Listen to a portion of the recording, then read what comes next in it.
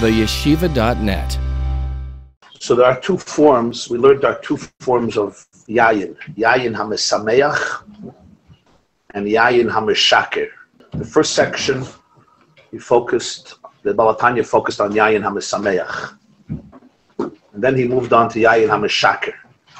Yayin hamesameach, both are symbolic, I should say. They're used as symbols, as metaphors. Because we know that there's one type of wine. Right? It's just how you drink it. There's wine that people drink in order to get drunk, and there's wine that people drink in order for simcha. And simcha and getting drunk are two separate things. Getting drunk means getting distracted from yourself. Simcha means getting more in touch with yourself. So it's actually two opposite things, which we'll see. Simcha means to get in touch with your true self. Shikrus means yourself is too painful to be with. So therefore you want to get over yourself, or you want to go out of yourself, I should say. Not over, you want to go out of yourself. You want to lose yourself. You want to lose yourself because to be you is very painful. It's full of anxiety, so you want to numb the pain. And by getting drunk and inebriated, it's easier to deal with the burden of loneliness or the burden of existential angst or whatever the pain and agony is, deeper or more superficial. So generally, yayin hameshaker, when we say yayin that gets drunk, is wine that takes you out of yourself, makes you less alert, makes you less aware, makes you less conscious. Now, on some level, it's a freeing experience because, you're not that self-aware, you're not self-conscious. When people are drunk, they say things that they wouldn't say otherwise. They're less inhibited. But the concept is very different than yayin hamesameach. Spiritually, therefore, he's making this distinction in between two types of drinking. The yayin hamesameach represents that the soul is a grape, and inside the grape there's wine, which means there's an infinite possibility of ahavas Hashem and simcha b'Hashem that every single Jew has within him. A tremendous love and relationship with Hashem, which is an inheritance, and the ability to be able to celebrate with Hashem, but it may be concealed. And therefore one needs tools to be able to extract the wine from the grape in order to be able to bring out the ahava and the simcha that is concealed in the grape. And even if a person lives a pure and wholesome life, but there are always layers, what he calls arla, that eclipse the depth of the love and the emotion, and therefore you need the sar hamashkin. Everybody needs a butler. And the butler is the one who will ultimately bring the wine to Parah. Who is the butler? The butler is the man who dreams about taking the grapes and squeezing them out and bringing forth the wine from the grapes and delivering the wine to the hands. The eten esakais al kaf Parah, delivering the wine to the hands of Parah, which here spiritually Parah is priya, gilui, the revelation, the pure revelation of godliness in the soul of the person. You need your sar hamashkin, the one who is responsible for that, which is also associated with the koil ma'ir hakavana, the voice that arouses kavana, associated with the mashkin, with the windpipe and the lungs, etc. Then you have yayin hameshake, yayin hamesameach. Basically, your focus is to get out the inner love and the inner joy that is there. You know that it's there. You can identify it. You know what's blocking it. You just have to get there. Just like I'm making wine. I know where the wine is. I just have to do the work. I take the grapes. I smash the grapes. I crush the grapes. Trying to have wine. But I know that there's wine. I know where the wine is. I know what I need to do to get the wine. That's the process. That's the yayin hamesameach. It's the meditation. It's the hisbonenus. It's the tefillah. It's the kol ma'ir hakavana. It's what he spoke before about the synthesis of Yesod Hamayim and Yesod Ha'esh, together with the Yesod Haruach, linking the mind and the heart to bring out the wine from the grapes. But then he says there's another life. And the other life is a much more fragmented life, a more broken life. Or the way we explained it is, it's not the person who even knows how to daven. It's not the person who can experience a davening and what they're feeling is they're just celebrating their relationship with Hashem. They're not there yet. They're not there. There's so many machshavas that are mavalbal them. They're so filled with toxicity and thoughts. And it's always about thoughts, more thoughts, and more thoughts, and more thoughts. They can't even enter into a relationship. They can't even be there. They can't be present. They're too overwhelmed by life. They're too overwhelmed by stress. They're too overwhelmed by whatever is overwhelming them. The stress, the crush, the addiction, the whatever, everybody according to their life story. Here, the issue is far more dramatic. So when we're saying that for these people, for example, he was compared to Kriya Shema Lamita. And everybody says Kriya Shema Lamita, even the people at the highest level. But even the person at the highest level is seeking down into whatever underlying sometimes it's, obstacles they may be. Talmud Chacham shenim to revav, like we said, the revav, the state. Chaim Vital writes, he says, why did my Rebbe say Hashamnu Bagadnu every day? He says, I knew the Arizal. Every day he gets up and makes all the confessions. And he says that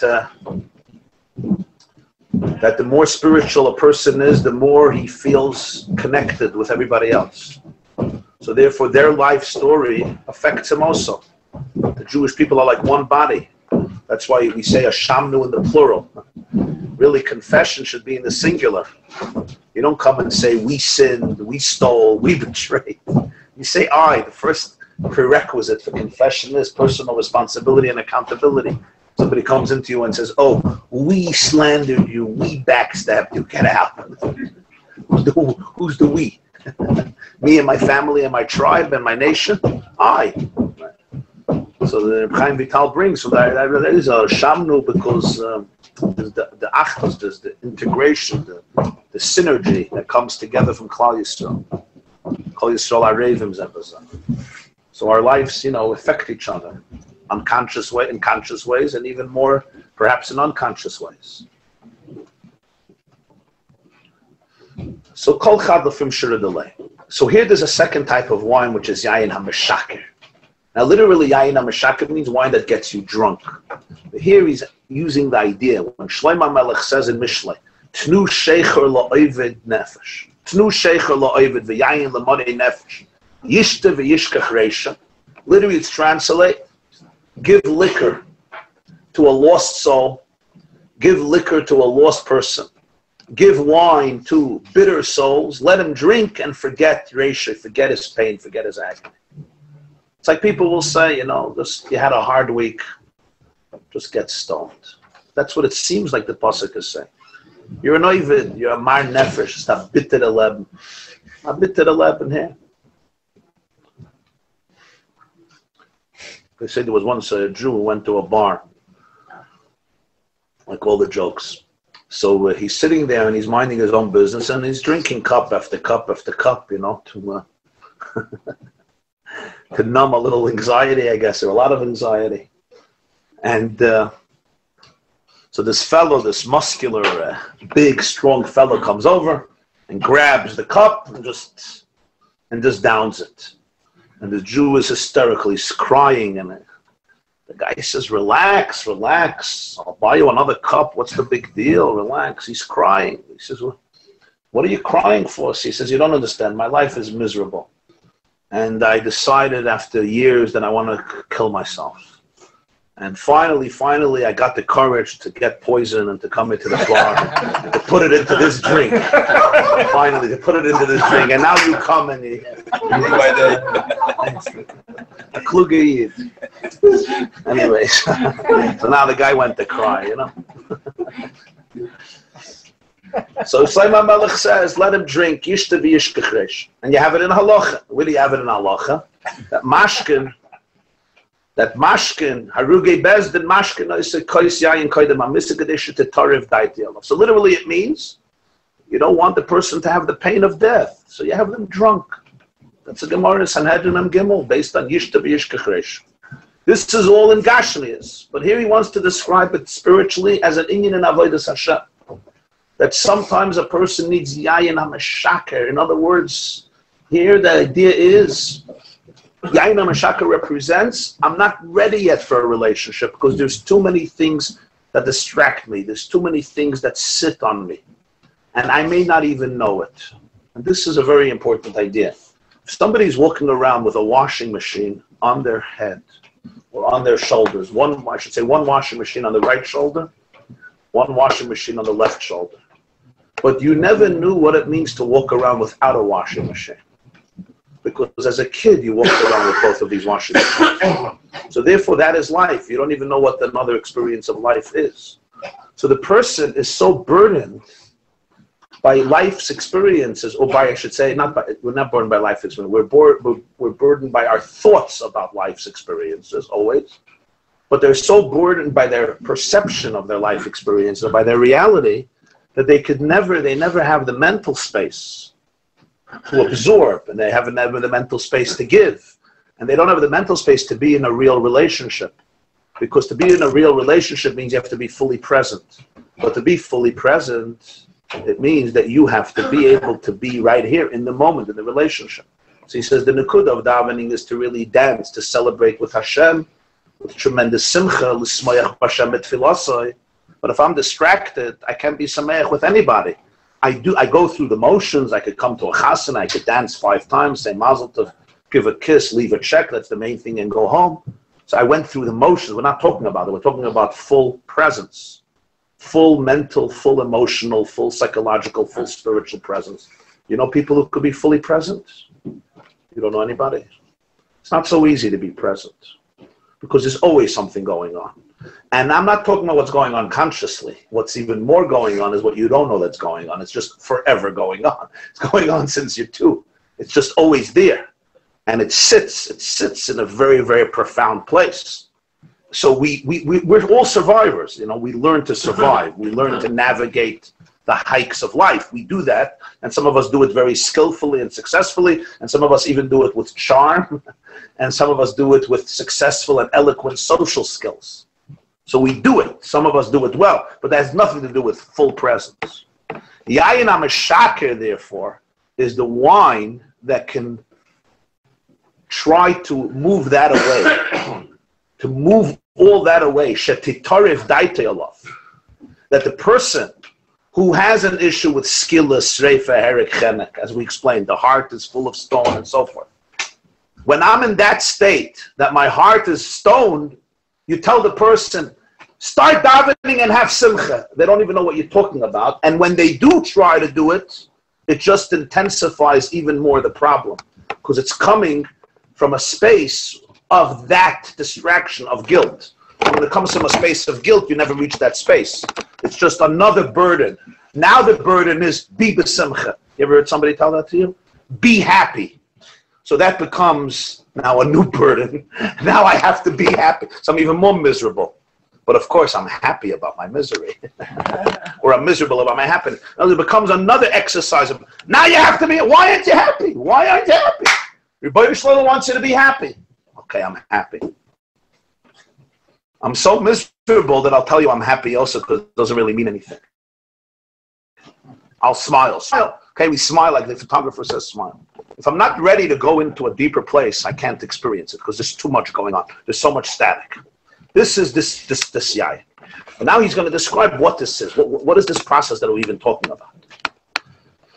Fascinatingly, he quotes here a Zohar, which he's going to ask a question on the Zohar, which the question itself is very telling, just to ask this question on the Zohar, and then give a whole different interpretation to the Zohar, which I think is very humbling, just simply to see how a person reads a line, and nobody would even think to even interpret it that way. So this is the next shtickle. The line starts b'shleimus. You see Lamed Aleph, column 1. What is it? Page 61, right? Lamed Aleph, column 1, and the line is b'shleimus. Okay, b'shleimus. Yishta b'chinas kois yayin hanal.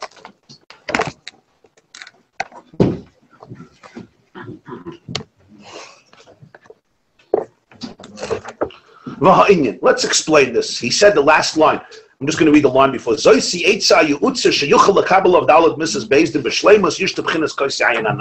want to get rid of the condition that, what was he mean, Lakabel Mrs. Bezdin? He doesn't mean you should kill yourself 4 ways. In other words, you want to accept on yourself the Daled Mrs., which means You want to cleanse yourself from the 4 conditions that created a situation where your heart is full of stone, or your body and your soul is full of addiction, full of passionate cravings that are very distracting to you. Or hereg, meaning beheaded. Your mind is detached from your body. There's no connection between your mind, the brain, and the body, which is what beheading means. And chenek, strangulation.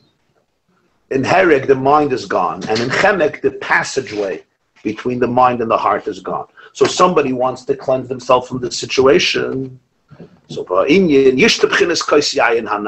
Shlomo Melech says, you're a bitter soul, you need a drink. What's this drink? It says in Zoyar, this is Zoyar Daf Reish Chaf, Zoyar Chelek Aleph, which is Reish Shmois Vayikra, the first volume, Reish Chaf. Hine Yisib Zoyar HaKadosh, Zakoi Kshoit. Kshoit means, Kshoit in Aramaic is truth. Zakoi Kshoit. The people of truth, tzaddikim, are zakoi, they're privileged. Why are they privileged? Because kol yoymem mistakli benafshayu kilo ahu yoymem mistalki meyalma. Every day they look at themselves as though this is their last day. That's how they look at themselves. How does everybody learn the Zoya? Basically, they don't get drunk on anything. They always ask themselves, maybe this is the last day. Whereas the Gemara says, a brachas yaskir loy yoim hamisa, right? If somebody can't deal with the Yetzer Hara, yaskir loy yoim hamisa. That's what Parshas.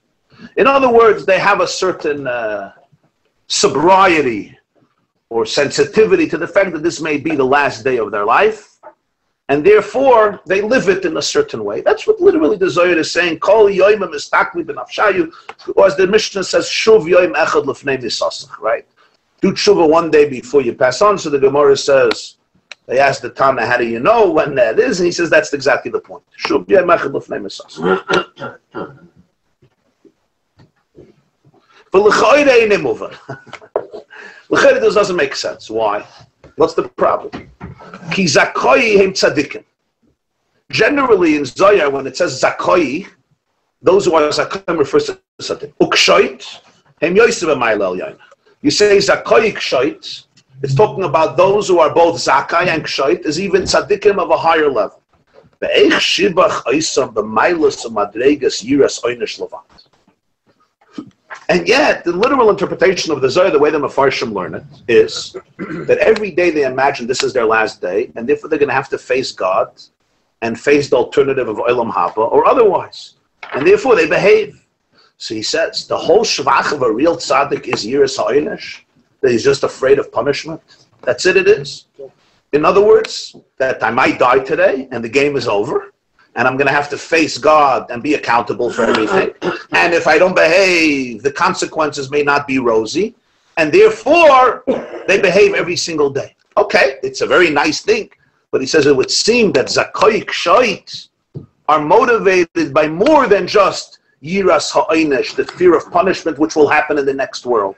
And therefore, they have to imagine that here today, I'm going to stand by the Bezdin Shalmayim. L'cha'oida, there's more to the tzaddik than just yiras ha'onesh, which seems to be a lower rung in the spiritual and emotional development of a human being.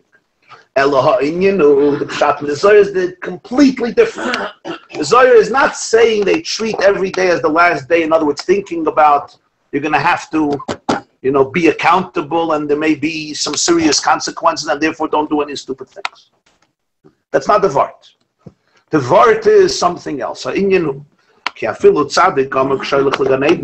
a complete tzaddik, when he goes to Gan Eden, tzarich tvila b'nahar di nur. Chazal tell us, Masech Chagiga in Zohar, even a tzaddik who goes to Gan Eden needs to go to the mikveh first. The name of this mikveh is Nahar Dinur, the river of Dinur. Nur in Aramaic is fire. Nur is fire, right? You remember in Chad Gadya, Nura? Nahar Dinur is the river Dinur, of fire. The tzaddik must go into a mikveh. Why? We're talking about a tzaddik gomer. So he's not tameh. I understand why some people need a mikveh. But l'chayri, his Torah is going to Gan Eden. He still needs a mikveh. What is it? The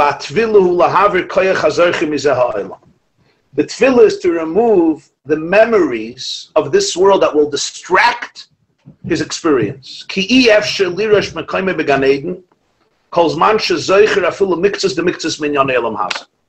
The person will not be able to inherit, will not be able to dwell, to own, to really own, inherit his space in Gan Eden, as long as he remembers even a miktzas de miktzas of minyan elam hasa. As long as he still remembers, in other words, he's still attached to the experiences that he had in this world, he will not be able to fully experience Gan Eden because he will be pulled in a different direction.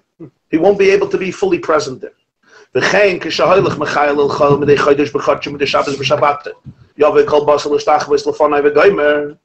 the Navi says, every month and every Shabbos, all flesh come to bow down before God, which in Sifrei HaKabbalah, in Zohar, is referred to the Aliyahs in Gan Eden every Shabbos, every Rosh Chodesh. Neshamas in Gan Eden are also on a journey, a very dramatic journey. Every Shabbos, the Neshamas go to a different place. Every Rosh Chodesh, they go to a different place. So there's perpetual Aliyahs. The Yartzeit is a special Aliyah for the Neshama. That's why there's Kadeshim there. These are times of transition within the soul itself, wherever it is in Gan Eden. So each time, Yahweh tzarich oy tefillah b'nahar dinur acher. It needs a new mikveh and a new river. Why? Lishkoyach gam ha'asaga shehisig b'Gan Eden ha'tachtim v'aliyah. Now he doesn't have to forget Olam Haza anymore. Now he's already been in Gan Eden for 1,000 years. But you know what? If he wants to go to a new space in Gan Eden, he has to forget the old space. If he's still attached to the hasaga, to the comprehension that he had in Gan Eden ha'tachtim, and he now wants to go to Gan Eden Elyon, it's not going to work. Or even if he's in Gan Eden Elyon, but he wants to go to another Gan Eden Elyon, a higher space, the memories of the previous Gan Eden will obstruct and distract his ability to be able to settle and inherit the new space in Gan Eden. So between every aliyah, between every major transition, there's a need for a new mikveh. What's the concept of tefillah? Tefillah is a person goes underwater, and if they remain in that state, they can't live anymore because they don't have the oxygen that they need. In other words, it's not death, but it's a semi-form of death. It's a form where I completely go into a space where I can't live anymore. And then I come out of the mikveh. You're not supposed to stay in the mikveh for too long, underwater. But even if you have a here, right, we know the dinim of chatzitza, a woman goes to a mikveh, halachas of mikveh, even a small hair, a little chatzitza in the fingernail, what's the big deal? So there's a hair outside of the mikveh. So one fingernail, the water didn't go into. And the pshat is that if it's not the totality, if it doesn't affect the totality of the person, it's not like the child in the amniotic sac where there's no hair sticking out. The whole child is in the water in the mother's womb. No, the whole person. Spiritually speaking, the tefillah, which by the way, the Baal HaTanya's son writes is the same letters like habitl, hey, beis yud tes lamed, same concept, is the neshama going completely submerging into this mikveh, which allows it to assume its new space, not only from Olam Haza and Olam Haba, even in Olam Haba itself, different b'chinas of Gan Eden. Even though there's no gashmis. There's no gashmis. In other words, the forgetfulness, the forgetting here is not forgetting something bad, evil, negative. It was divine. Ziva Shechina. This neshama was in Gan Eden Tachten for who knows how long. Gan Eden Elyon, you have neshamas that are in Gan Eden for thousands of years. And they're not bored. It's hard to know. What do they do there? What's the idea? There's no Trump. There's no Hillary. What do they do there? The neshama is eternal. How could it be that it's different at a certain point? There's a chiluk in each neshama. So how is it that it can be? Well, Hashem Himself is Ein Sof. Yeah, so the divine is infinite. So therefore, the more you grow, the more frustrated you are. You're more subsumed. Always. And the more you grow, the more curious you become. When you're dealing with something finite, so the more you get, the more you reach your goal. Okay, I'm almost done. When you're dealing with something infinite, the more you have, the more thirsty you become. You can fill a full cup. Of course. And not only that, the frustration is much deeper. Because the more acute, the more you become aware of infinity, the more you realize how much you don't know. And you realize that the lack of knowledge is essential. It's an inherent ignorance. So why do we if you can always use I wouldn't use the word purification. The word he uses is lishkoyach, is to forget. I'm asking, so why do you need Let me explain what this means. Why do you have to forget something? Don't we think it's good to remember? People come to the doctor, I'm forgetting things. It's not a compliment to forget, right? What is it called when you start forgetting things? Alzheimer's. A senior moment. A senior moment. Right? When President Reagan got Alzheimer's, so he said, right, they said that he said, life is wonderful. I keep on meeting new people every day. Generally, memory is a gift. Yeah, there was an old woman who once gets up and she says, you know, when you get old, two things happen. The first thing is you lose your memory, and the second thing, I don't remember. To remember is a good thing. Remember, memory. And you know, a lot of therapists, one of their big things is take people down memory lane.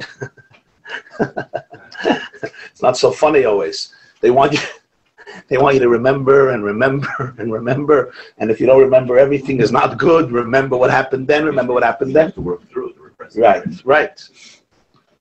But there's a Gemara about Mitzvah. The Gemara says about Mitzvah, the Bzeira kad ola la'aradi Yisrael.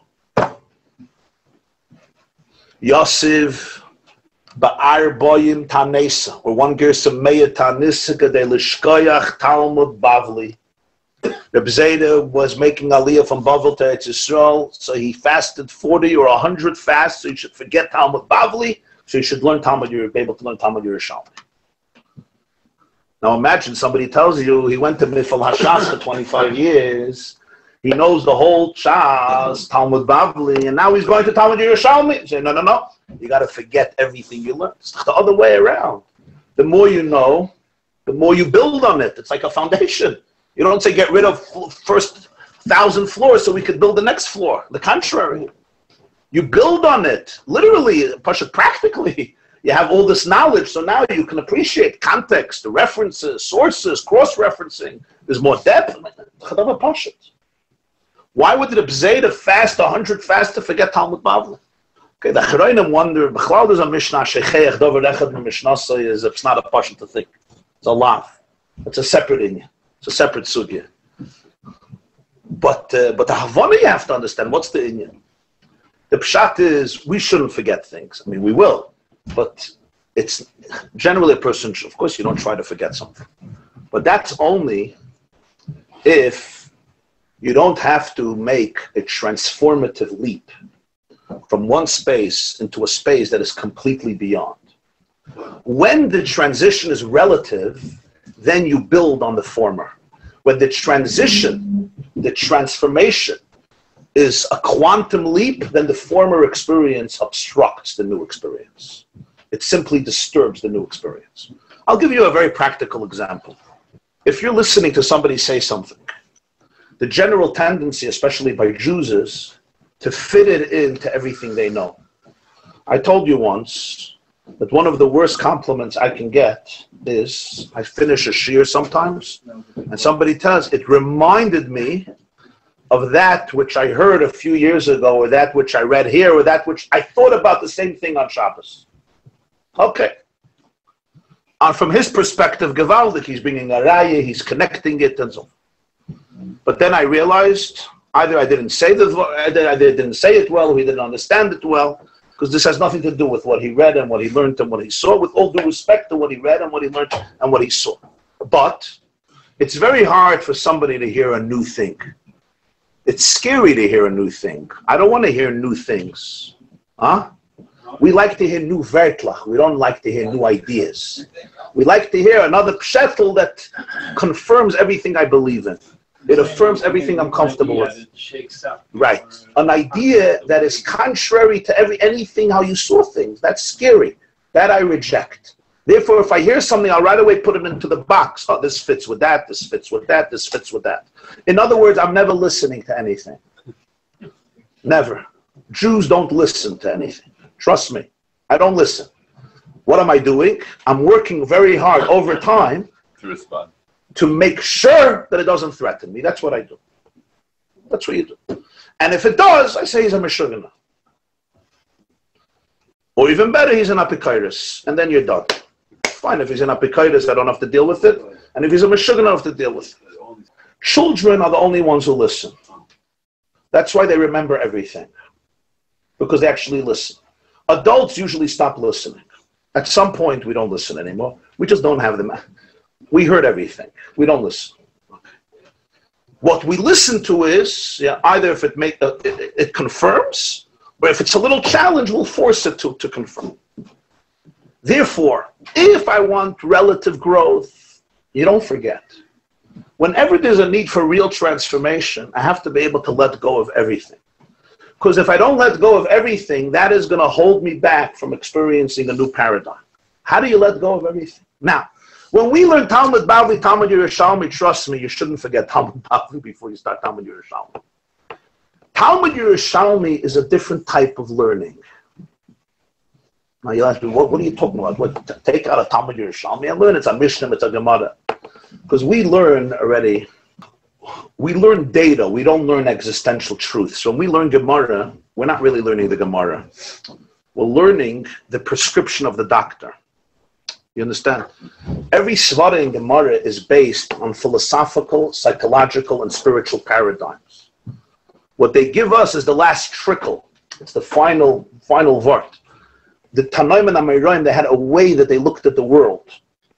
They had yisoidas that were very, very deep on every level: philosophical, spiritual, psychological, emotional, social, and therefore halachic, legal, and so forth. Beis Shammai, Beis Hillel, Rabbi Akiva, Rabbi Shmuel, Rabbi Yossi, Rabbi Shimon, Rabbi Yehuda, Rabbi Meir, Rav, Shmuel, Abaye, Rava, Rish Lakish, Rabbi Yochanan, Rabbi, Rabbi Yosef. But this is beyond the text. This is the soul of the text. And the soul of the text itself is layer upon layer upon layer. Talmud Yerushalmi was a whole different existence. It's a different paradigm. Baal HaTanya says Talmud Bavli is Ohr Chayzer, Talmud Yerushalmi is Ohr Yosher. Talmud Yerushalmi is a straight light. Talmud Bavli is a light that bounces back. It's a light that comes from struggle. The Gemara says, Sanhedrin Chavdala, the Machshakim Oishivani. Yirmiyah Navi says in Eichab, Machshakim Oishivani, you put me in darkness. So the Gemara is Talmud Shal Bavel. Talmud Bavli is called darkness. Yirmiyah Navi is lamenting in Eicha that we're going from Eretz Yisrael to Iraq, to Bavel. We're being introduced to Talmud Bavli, being introduced to the world of darkness. Talmud Bavli is the world of darkness. And yet, Halacha Bavli, not like Yerushalmi. Why? Because if you don't work through darkness, you can't get to the light. But it's a different type of paradigm. It's a different modality. And the modality of Bavli would not allow Reb Zayda to experience Talmud Yerushalmi. It would not. He had to forget it. He had to. Doesn't mean he had to forget the facts. That's why it doesn't mean he had to forget what he had to forget the mahalach hanefesh, the experience of Talmud Bavli. The same is true in a person's life. Whenever a person is looking to whenever a person is expected to go through a profound transformation, if they still retain a little bit of the old self, for safety reasons, it works for safety, but it does not work for growth. Real growth requires complete obliteration, which is always scary. Because when I jump off the roof, I don't know that the mattress is there to catch me. So I always hold on to something just in case. But the paradox is that if I don't jump, the mattress can't come out. I mean emotionally, I don't mean to physically jump. So this is the example of the seed. You take a seed of an apple tree, a seed of an apple, you plant it in the ground. An apple tree is not going to grow before the seed completely decomposes and rots. The moment of decomposition is painful because there's nothing left. At least if you would have this seed on your counter, you have this beautiful black seed, you can decorate it, you could laminate it. You put it in the ground, it decomposes, there's nothing left. But it's that state of ayin, of nothingness, that allows the metamorphosis from the lower yesh to the higher yesh, from the lower state to the higher state. It's the moment of decomposition that is really the moment of rebirth. Because till the moment of decomposition, I'm still holding on to an old paradigm. Emotionally, what that means is we learn to live with certain paradigms that may be painful, but they keep us alive. It's called survival skills. We just live with it. It's like you learn to cope. To let go of all of that, what is going to remain of me? Nothing. That's why, this is what I'm going to talk to your Jacobson today about. That's why Lot's wife has to turn around. You know why she has to turn around? Because she believes that if she is taken out of Zdoim emotionally, there's nothing left to her. She will not recognize herself. There's no person. The only person she could recognize is the person in Zdoim. There's no other person. So he says, don't turn around. It's a new life. There's no such a thing. I will die. There's no me. So we always turn around. We need that older self to be able to give us some sense of identity. The Jews don't stop telling Moshe, Nitna Rosh v'nashuva Mitzrayim. Egypt is the place, that's the place. They were abused in Egypt, but that's what they know. At some point they say, Zacharnu es hadaga shanoicha b'Mitzrayim chino. We remember the sushi that we ate in Egypt. They're not saying they want to go back. We just want to retain a shmek. Yes, we don't want to go back, but we need the Egyptian paradigm. And Moshe is like, you're on a new path. We don't know that path because it's too shocking. I must have my old self. I must have. The addict's greatest fear is recovery. His greatest fear is recovery. Because the addict self is a horrible self, but it's a familiar self. The battered woman, the greatest fear is independence. Because the new life, I don't know. The old life, look, I survived. I'm beaten, I'm battered, I cry all day, but I'm here. I'm here. And that's what we do to ourselves emotionally. The Bzeira says, no, you have to forget the Choshech in order to experience the Ohr. So even Gan Eden HaElyon becomes a distraction. Understand, we're not talking here about distractions of abuse, trauma. We're talking here the trauma of Gan Eden HaElyon. What type of trauma is that? It's Ziv HaShchina. But when you're dealing with infinity, subtle distractions become worse than brute distractions. Gan Eden HaElyon could sometimes be a more subtle distraction, but therefore a more profound one. Because it's the particle of dust on the more refined lens. And the particle of dust blurs the whole vision, blocks the whole vision. We don't say remember Mitzrayim, remember Yitzias Mitzrayim. That you have to remember. Remember every day that you're capable of going out of Egypt. That's not easy. You think Stam the Torah says to remember Yitzias Mitzrayim twice a day? We see it as a boring mitzvah. Okay, here we go again. Laman Tiskuru, Laman Tiskuru, Laman Tiskuru, Laman Tiskuru. By the way, you know we went out of Mitzrayim? Oh yes, I learned it. Every child, right? Non-stop. Yitzias Mitzrayim. But if every child was told, if every 10-year-old in every yeshiva was told, if every 14-year-old girl was told, you know why you have to remember Yitzias Mitzrayim twice a day? Here's the deal. Whenever you wake up, naturally, de facto, we fall into a place of confinements. And twice a day you have to remember that you are never, ever, ever a victim of any confinement. Not addiction, and not depression, and not mediocrity, and not fear. You are capable of removing all your shackles and being free today. Now the question is, why only twice a day? It should be a chiyuv every minute to mention Yitzias Mitzrayim. Why only twice a day? In other words, morning and evening. That's a paradigm. So therefore, forgetting here is not forgetting the facts. Remember the facts. It doesn't mean here forget. You have to forget the facts. A neshama comes in the Gan Eden, the neshama has to forget tefillin and tzitzis and sefer Torah. It's a tzaddik served Hashem their whole life in their lamaz. I have to forget everything. I have to forget my family. I have to forget. It's not pshat. Zoicher here means a different type of memory. There is memory where you're free, and there's memory where you're attached and you're not free. It throws on process. You remember the moment. Yes. Put it on a plate. Then you mean morer. Right. You quarantine the experience and you solidify it in a moment. You solidify it. When Yosef calls his son, he has a son Menashe, his first son. He says, "Nashani Elokim eskol amoli v'eskol beisavi miketz." Hashem made me forget the house of my father. Really? Yosef forgot that he had a brother Yehuda? I promise you he didn't forget. If he forgot, how did he then expose himself to reveal himself and say, I'm your brother? I forgive you. I thought you forgot everything. Forgetting doesn't mean forget, I don't know the information anymore. You could know everything. Forgetting here means I'm not living there anymore. Let go. I let go of it. Very good. I'm going to try to do that. Let go of it. So the memory is there, and then the memory will actually be better. Because you will be able actually to see it for what it is, and not to see it for how it affected you, which is never what it is, but how you internalized it at the moment. You'll actually be able to see it for what it is. In other words, you'll also be able to see it from the other person's perspective. Because it doesn't define you anymore. Still going to remember the facts. Yeah, I don't think Reb Zayda had to forget brachas daf beis that every kid could know, and he had to forget it because you can't learn Talmud Yerushalmi if you don't know what the Gemara says in Bavli. It means that's why nobody here has to forget Talmud Bavli to learn Talmud Yerushalmi. But you'll probably forget it anyway without fasting 100 times. 2 days pass and you forget, right? Or even 1 day pass. A Yid came to, I read in one of the magazines, a Yid came to one of the books, a Yid came to Rav Eliyashiv a few years ago, and he said that he has a terrible memory. He forgets all the Gemaras that he learns. So he asked him, how many times do you chazer the Gemara? He says, 4 times. He says, that's not a bad memory. That's a normal memory. He says, if you learn every stick of Gemara 60 times, and then you forget it a day later, then come back to me. You learn it 4 times, you forget it, is already, that's a normal thing. People forget. That's normal. Especially Gemara is even easier to forget. But here we're talking about the being attached to a certain model. Now, a person may not even understand what this means. What models am I attached to?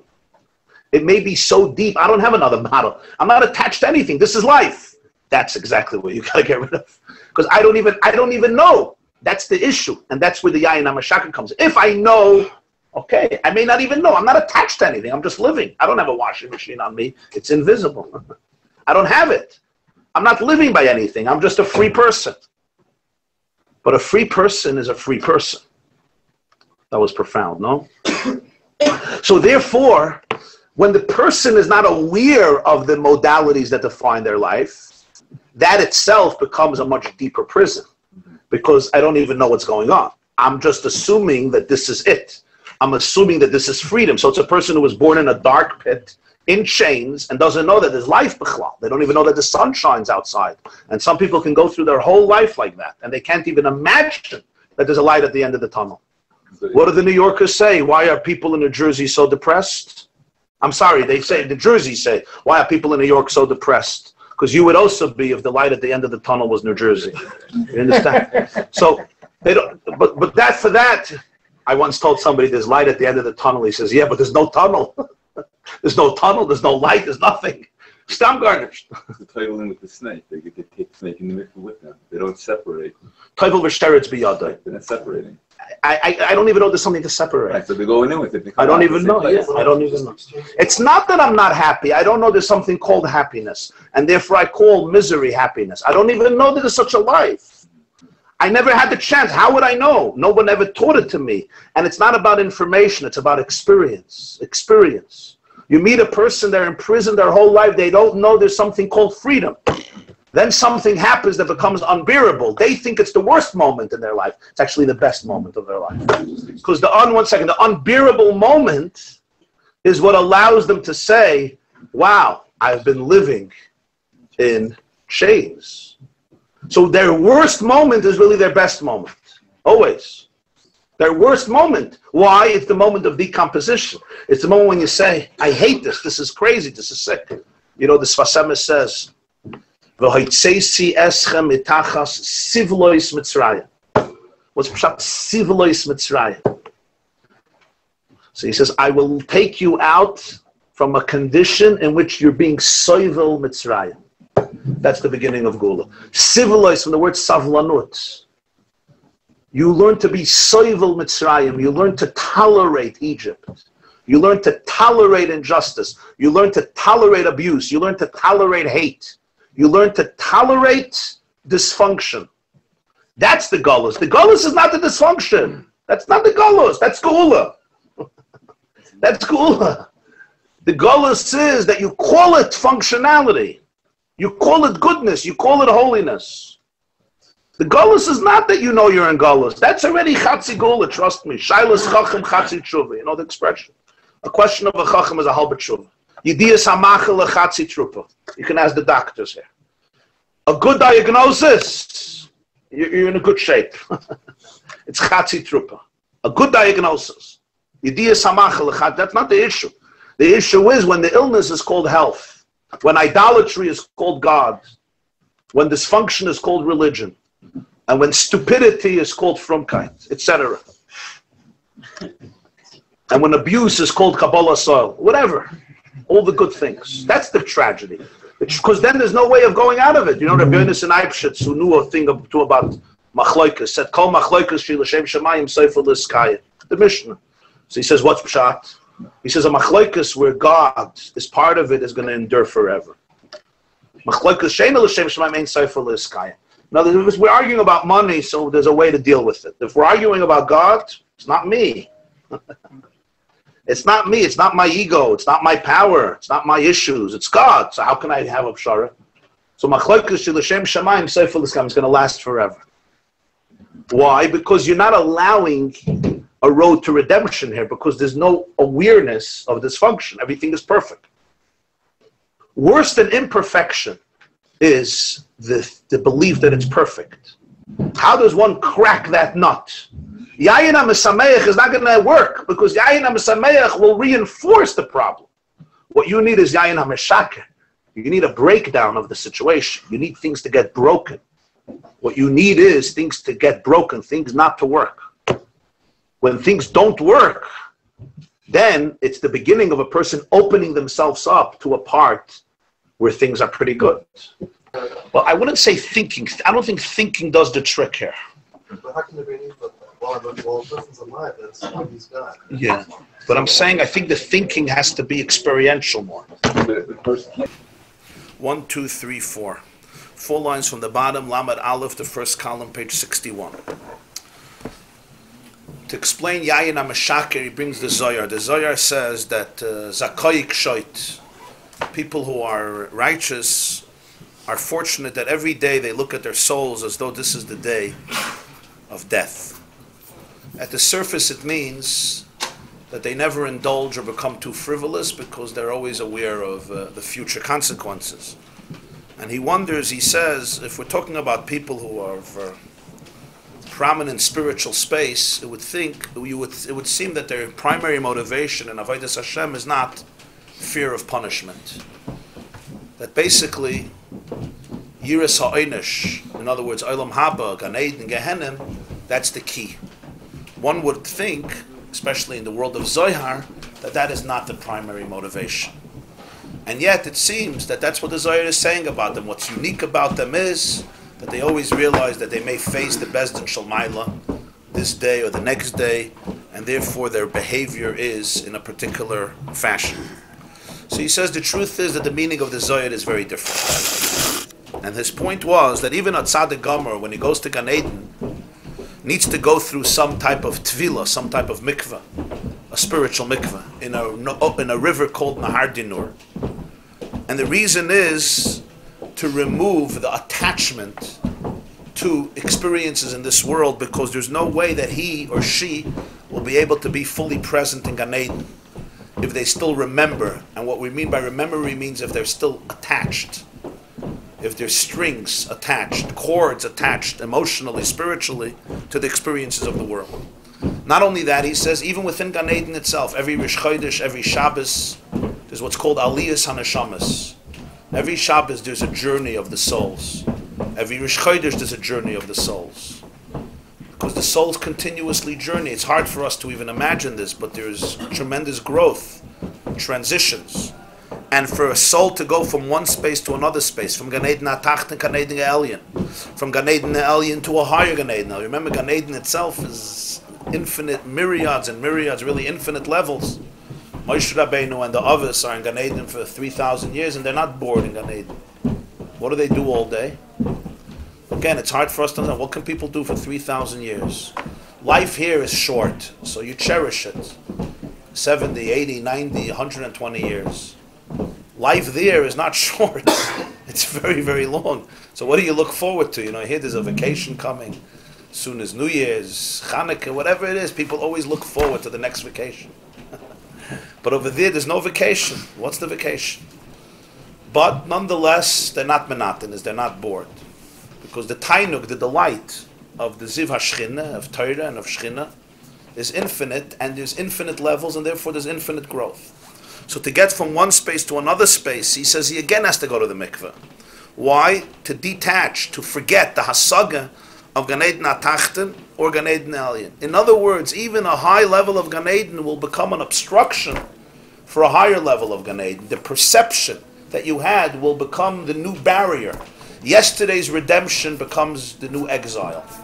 Yesterday's freedom becomes the new fence, the new thing that actually obstructs me. Because the greatest danger in freedom is when a person becomes complacent and smug, and therefore what was yesterday really a gewaldige breakthrough, for today that becomes actually a blockage. Because the hasaga of yesterday becomes the galus of today. Because it doesn't allow me a deeper hasaga. A deeper hasaga means a different modality of thinking, a different level of comprehension. The Baal Shem Tov once said that for every question, there's an answer. And for every answer, there's a question. And for that question, there's also an answer. But for that answer, there's also a question. And what that really means is that it depends from which paradigm you're talking about. Every question is an answer if you go to a different space. But if you go to a different space, that question is challenged again, etc., etc.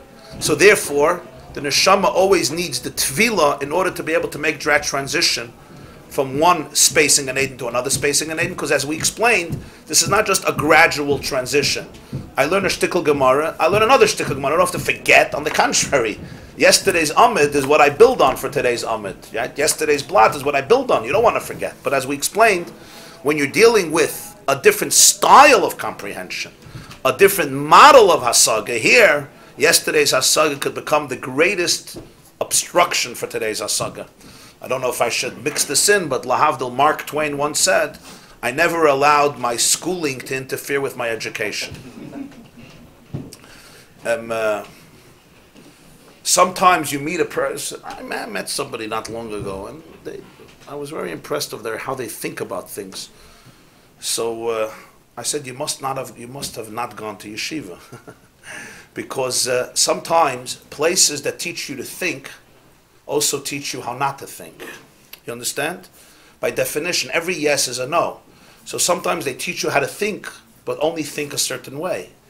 And there's literally no other way of thinking. And your whole life, you're just stuck in that space. So sometimes, the Even Ezra says this about Moshe Rabbeinu, something very interesting. The Even Ezra in Parshas Shmos asks a question. Why the first Jewish leader, Providence had it that the first Jewish leader should grow up among Gentiles. You would expect that the first Jewish leader should have known what a Shalom Zacha looks like. He didn't. He didn't know what a bris looks like. He didn't know what a pidyon haben looks like. He didn't know what a chasana looks like. He grew up by para. So this man who was supposed to be the first Jewish leader did not grow up in a yeshivish atmosphere or a Jewish community. He grew up by para. Even says, why? It doesn't make sense. Do you know what he answers? He gives two answers. Well, first he says, Soid Hashem. I don't know why God did it that way. That's always the first answer. And then he says, but I'm going to suggest two things. Number one, Jews never respect people that they grow up with. Ein Navi Be'iroi. You can't be a prophet in your own city, because every yenta tells you, I still remember when you ran around in diapers. So every person would look at Moshe, oh, I remember your bris, you were crying at your bris, your mother couldn't control you. By him, not that one. Okay, you're upshenish. I still remember you were so cute. Here, let me give you a pinch, Moshe. Let me give you a pinch. You're still cute. He would never be able to do what he has to do. That's how it is by Jews. You grow up with somebody, right? It's always my chaver. Huh? Jews have a special chush in this. Ein Navi Be'ira. You can't be a prophet in your own city. You go to another city, suddenly, you go back to your old friends, you ate sunflower seeds together, relax. But then the Even Ezra gives, so that's a very practical. Then Even Ezra gives a second reason. This is a very deep reason. He says, there was no way Moshe Rabbeinu would be able to take on the Egyptian empire if he grew up among Jews, because they all had a slave mentality. And Moshe had to be a revolutionary. And to be a revolutionary, you have to grow up in aristocracy. You have to be able to think big. And the Jews could not think big because they were so oppressed that even when they thought about redemption, it was like a poor man's redemption. Moshe had to be able to imagine an absolute revolution. By growing up in a palace, in royalty, his mindset was a royal mindset. It was expansive. It was uninhibited because he wasn't a slave. Slaves, by definition, grow up with slave mentalities. And you can't help them. Even when they think about prosperity, right? What is prosperity? Prosperity is, they once said, Schnorrer once said, if I would have Rothschild's money, I would build elevators in all the buildings. I won't have to climb up the steps to collect. Right. Typhus, that's how many people live their lives. I'll get Rothschild's money and then I'll build elevators everywhere. Because I can't have another conception. How does one get rid of this? This is not an easy thing to get rid of. This is the way you're thinking. Right? So sometimes you learn in certain yeshivas or institutions or communities, they teach you how to think, but only to think this way. And everything you can only judge through this medium. You really don't have the ability for expansiveness and open-mindedness that is not bound by any dogma. Moshe could not be like that because he would never be able to be Moshe Rabbeinu. So that's what Even Ezra says. He had to grow up in Malchus, in royalty. The Rambam, by the way, says the same explanation why they stayed in the desert for 40 years. He says it wasn't a punishment. It was actually a very good thing to do. Because when the Meraglim came back, the Rambam says this in Meir Nevuchim, when the Meraglim came back and said, we can't go into the land because we're all going to die, Hashem told Moshe Rabbeinu, they're still slaves. They don't believe that they can create a future for themselves. They really believe that they're slaves forever, and therefore they're frightened. And therefore they have to spend 40 years in the desert, basically, to develop a sense of independence, of autonomy. The Rambam says when you hang out in a desert for 40 years, you learn how to toughen up. It wasn't a punishment. He says only their children who were born in freedom will be able to imagine a life of freedom. Right? So you have a person, the Jewish people have been in Golus for many, many years, for 2,000 years. And we have developed a very deep Golus mentality of how we think about everything, how we think about God, how we think about ourselves, how we think about life, how we think about history. Rabbi Yaakov Kamenetsky writes, the truth is it comes from a generation earlier. It's a very profound idea. It comes from the Ostrovtzer Rebbe. You heard of the Ostrovtzer? Rabbi Chiel Meir of Ostrovtzer. One of the great Hasidic masters of Poland. He passed away in 1928. He fasted for 40 years. So the Ostrovtzer writes, he has a sefer, Meir Einei Chachamim. What's a sefer? Meir Einei Chachamim, I think, yeah. Yeah, I think Meir Einei Chachamim, he writes, and I saw Sir Rabbi Yaakov Kamenetsky writes this word in his Emes LeYaakov. He has a pirush. A little different, but the Teichen is similar. It says that Yaakov ran away from Esav. Vayetze Yaakov meBe'er Shava vayelech Harana. When you make a cheshbon of Yaakov's life, there's 14 years missing. So Rashi tells us he went 14 years to learn in the yeshiva of Shem and Aver. Asked Ostrovtzer, what did he learn in the yeshiva of Shem and Aver that he didn't learn by Yitzchak and Avram? Was it a Briske Derech? What was it? The Telze Derech, the Briske Derech, the Polish Derech, the Galiciana Derech, the Hungarian Derech? What exactly was the Derech that he learned by Shem and Aver that Yitzchak couldn't give him and Avram couldn't give him? So the Ostrovtzer says two words. He had to learn Torah Hagolus, meaning Yaakov knew how to be a Jew in Eretz Yisrael. That's where Yitzchak was. That's where Avram was. He didn't know how are you a Jew outside of Eretz Yisrael. He didn't know. Shem and Aver, they taught him for 14 years how to be a Jew in Golus. It's a different style, a different Indian. Okay.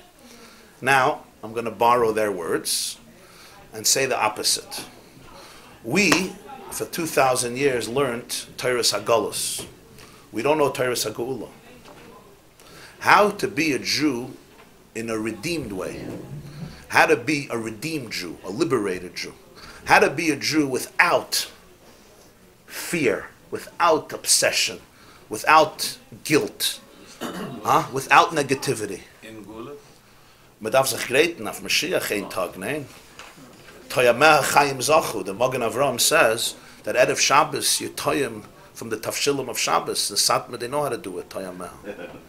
So even when it comes, as we come to Ikvus at the Mashiach, there's a foretaste of Geula where there's a certain consciousness of what will Judaism feel like after Bias HaMashiach.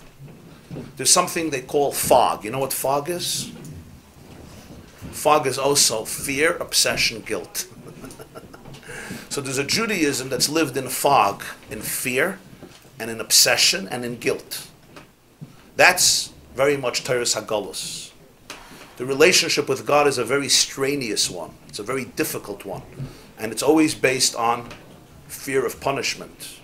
It's not based on expansive consciousness. It's not based on experiencing your full potential and your full freedom. It's also looking at the world and seeing it as an evil place. It's looking at other people and seeing everything as evil. In other words, we're always protecting ourselves. Now, there's a reason for that. Jews have not had an easy time. I don't have to elaborate. We all understand. And they did a remarkable job in being Jews and Gullahs. That's why we're all here today. But what happens is the transition from one modality to another modality requires a very deep quantum leap. It requires a person who's not bogged down by the stress that all I could think about in terms of prosperity is to build elevators and buildings, so I should be able to have an easier time to go from door to door and collect money. Or as a Malamed, a teacher told Rothschild that if I have your money, I'll be richer than you because I won't quit being a Malamed. So I'll have an extra side job. Okay, fine. Gesundheit. So therefore, do I say a Maisa, there was once a farmer, a chassid, who came to his Rebbe and his cow was sick. So he asked for a bracha for the cow because he got milk. So he said, the Eibishter is helping us, is starben. The cow should die. It died, tak. So he had another cow got sick. He came back to him. He says, I want to bless you. This should also have Yitzias on the Shama. V'kach hava. So finally he comes to him and he says, I don't understand. You're supposed to help me. You're not supposed to destroy me. He says, you have anything left? He says, yeah, I have an old horse, an old cow. So he lost everything. So he tells his wife, this is supposed to be my friend, my Rebbe, and this. Now he has nothing. Yeah. So he starts thinking, how do you make money? How do you start making money? So he starts dreaming up this parnasa, that parnasa. He gets involved in something and he makes a nice mint.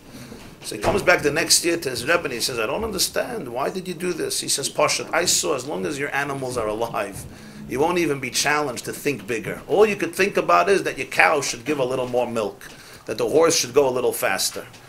You had to get rid of everything in order to be able to start thinking, how do I create a life for myself? So this is constantly in life. The yesterday's model, which worked effectively in Gan Eden HaElyon, Gan Eden HaTachton becomes an obstruction for the perception of Gan Eden HaElyon. And not because it was a bad thing, it wasn't, but I'm still attached to that. And I'm attached to it, so that's where I remain stuck. The sign of a true person who works on themselves, a person who's sensitive to Ruchnis, to Ein Sof, is they'll never become smug in a certain modality. The vision of infinity is so compelling and it's so powerful that they remain truly humble. That's why the greatest spiritual giants are also the most humble people by definition. Not because they don't know their strengths, because they know their strengths. But whenever you have a keen sense of infinity, so the worst enemy is smugness, because smugness only works when you're not aware of the distance.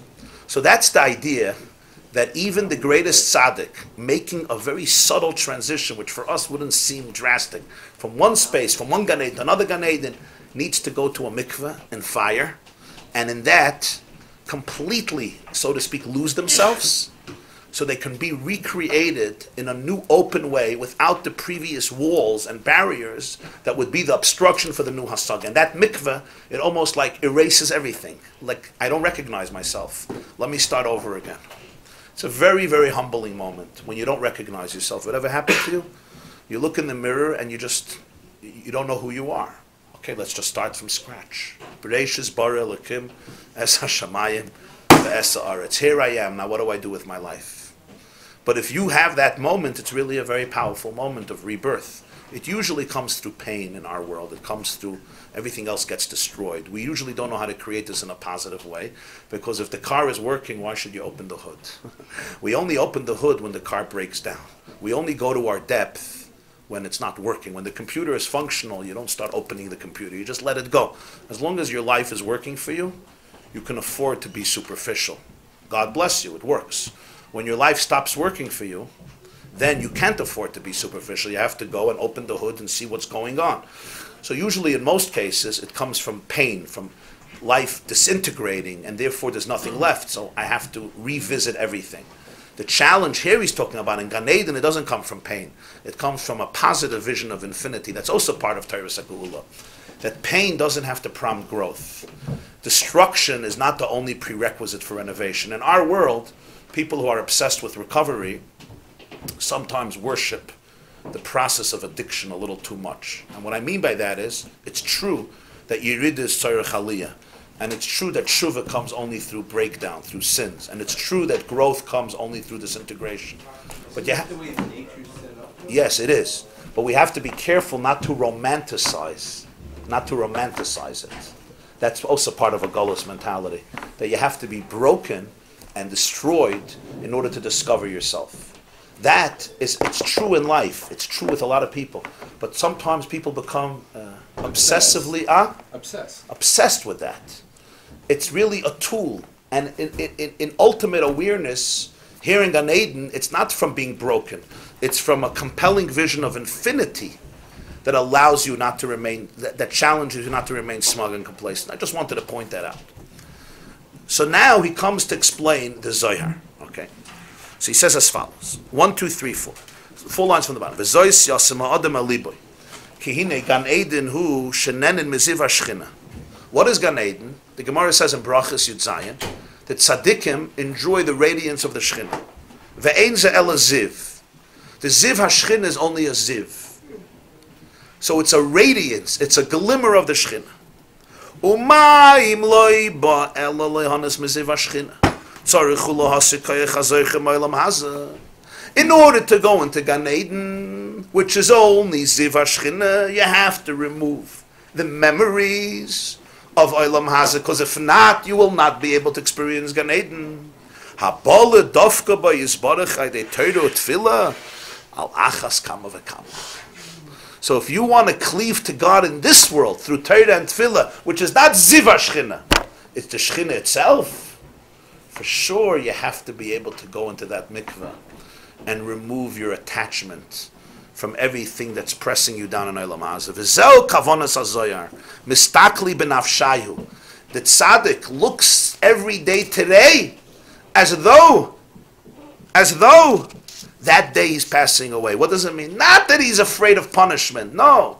Lahasir koyach hazoycher me'inyanei Olam Hazeh k'dei ledovka b'yizbarach b'Torah Tefillah. He remembers that when the soul leaves, the first thing it has to do is what? Remove the koyach hazoicha, remove the memory that attaches it and keeps it bound up to the Olam Hazeh experiences, which don't allow it to be truly free. So every day he imagines that day to go into that same space in order to connect to Hashem through Torah and Tefillah. What is he saying here? What he's saying is that there's no way I can experience even Ziv HaShchina, right, if I'm attached to all of my experiences in Olam Hazeh. What do I mean by attached? Attached means that the person is bogged down by it, and therefore they will simply not be able to be open to the radiance of the Shechina. So they must have that mikveh, that tefillah, and the har dinur that every neshama goes through, which really reinvents itself. So he says, davening here, or Torah here, is deeper than Gan Eden. Gan Eden is Ziv HaShchina. Torah, that's Hashem himself. Tefillah here is a relationship with God himself. On one hand, Gan Eden is much higher. We say, Yafer Shah Achas Shal Koiras Ruach B'Olam Haba Mikol Chai Olam Hazeh. Because over there you have the Shechina revealed, so there's Hana. Here it's concealed. On the other hand, the Mishnah says, Yafer Shah Achas B'Tshuva Ma'asim Tovim B'Olam Hazeh Mikol Chai Olam Haba. 1 hour in this world is greater than the whole Olam Haba. Why? So the Baal HaTanya explains elsewhere, because Olam Haba is Ziv HaShchina. We learned in the Maimer Sois Tossis, if you remember, Al Manas L'Kabel Pras. There's the Pras, you want the radiance of God, you want the light, and then there's the Shechina itself. Torah and Tefillah in Olam Hazeh, this is a link with the Shechina itself, with Hashem himself in his Atzmos, in his essence. So he says, if to experience Ziv HaShechina, you can't be attached to other things, and if you are, there's no way you could take your place in Gan Eden, and therefore the Neshama has to go to and Tefillah and har dinur. Imagine to have a relationship with God himself in this world through Torah and Tefillah. If the person is attached to anything, If their koyach hazoicher is there, there's no way they can have a relationship with Hashem. So what does this mean practically? When a person gets up to daven, there's so much going on. Our minds don't stop. People don't stop thinking. You can't even stop if you want to. People don't stop thinking. The expression, machshava meshaitetes tamid. You're always thinking. You could never shut off your thought. Try doing it. It'll come back with a vengeance. You can't stop thinking. If you stop thinking, all you'll be doing is thinking about the fact that you're trying to stop to think. Because machshava always is alive. Machshava is always vibrant. And the machshava attaches us to everything. So the Zohar says there are souls that every day they imagine this is the day they're leaving the world. Not that they're afraid and therefore punishment. No, much deeper idea. They say, I'm now going into an experience of what you would call a death-like experience in the positive sense. And that is, I guess this is a pretty sharp idea. I mean,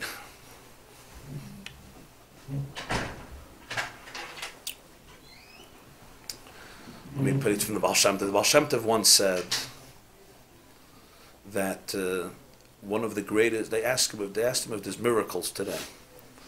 So he said, yeah, the greatest miracle is that I stay alive after davening. That's what the Baal Shem Tov said. Now, for me, that's not a big miracle, I have to say. Maybe for some of you it's a miracle, I'm not sure. What did he mean? What's the miracle that he stays alive after davening? Why shouldn't he stay alive? Some people will mean they stay alive after the boredom. That's for some people. Or after the rabbi's sermon. Or after the jalapeno herring and the schnapps by the kiddush, they stay alive. Fine. But that's not what the Baal Shem Tov meant. What did he mean? A miracle that he stays alive after davening. Because actually for him, davening was a dangerous moment. What was the danger of the moment of davening? What was it? There was a Yid, Rabbi Uri of Strelisk. Ever heard of Rabbi Uri of Strelisk? One of the great Hasidic masters. They called him the Sadaf. Why they call him the Sadaf?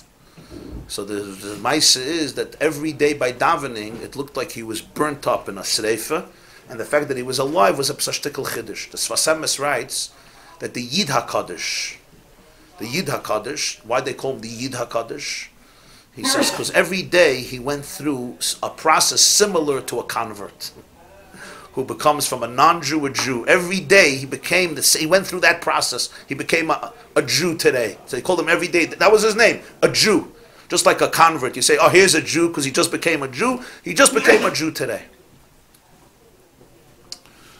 Life is full of things going on, right? If you open up your phone, you probably have a lot of text this morning. You already have 20 emails to deal with.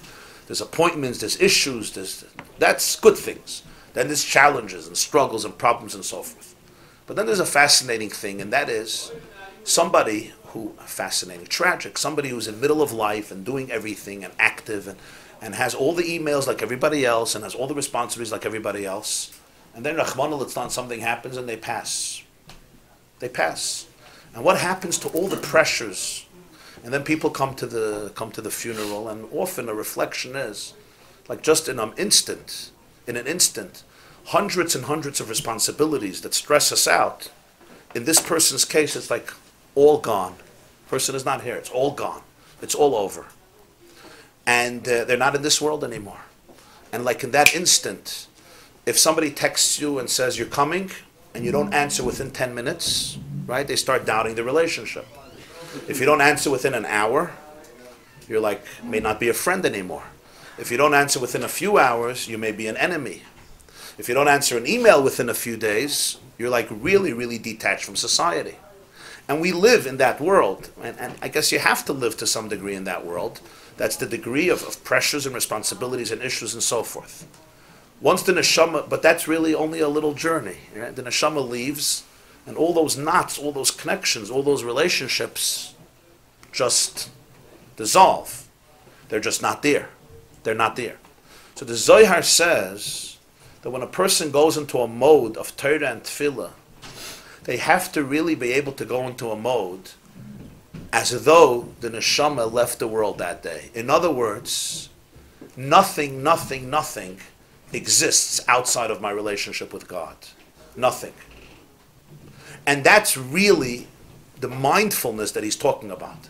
It's a mindfulness where a person could go into a space and say, not chas v'shalom that I'm dead and I should die, God forbid, but it means I should be able to be in a relationship that's not bogged down and not encumbered and not distracted by any strings attached to anything. Just like the neshama, when it leaves the world. It's obviously all the cords get disconnected, and it's a sad thing for us that all the cords get disconnected. How do you know that it doesn't deal with pressure there? How are we so clear with that? Well, that's what he talks about the mikveh. That's what the Zohar means.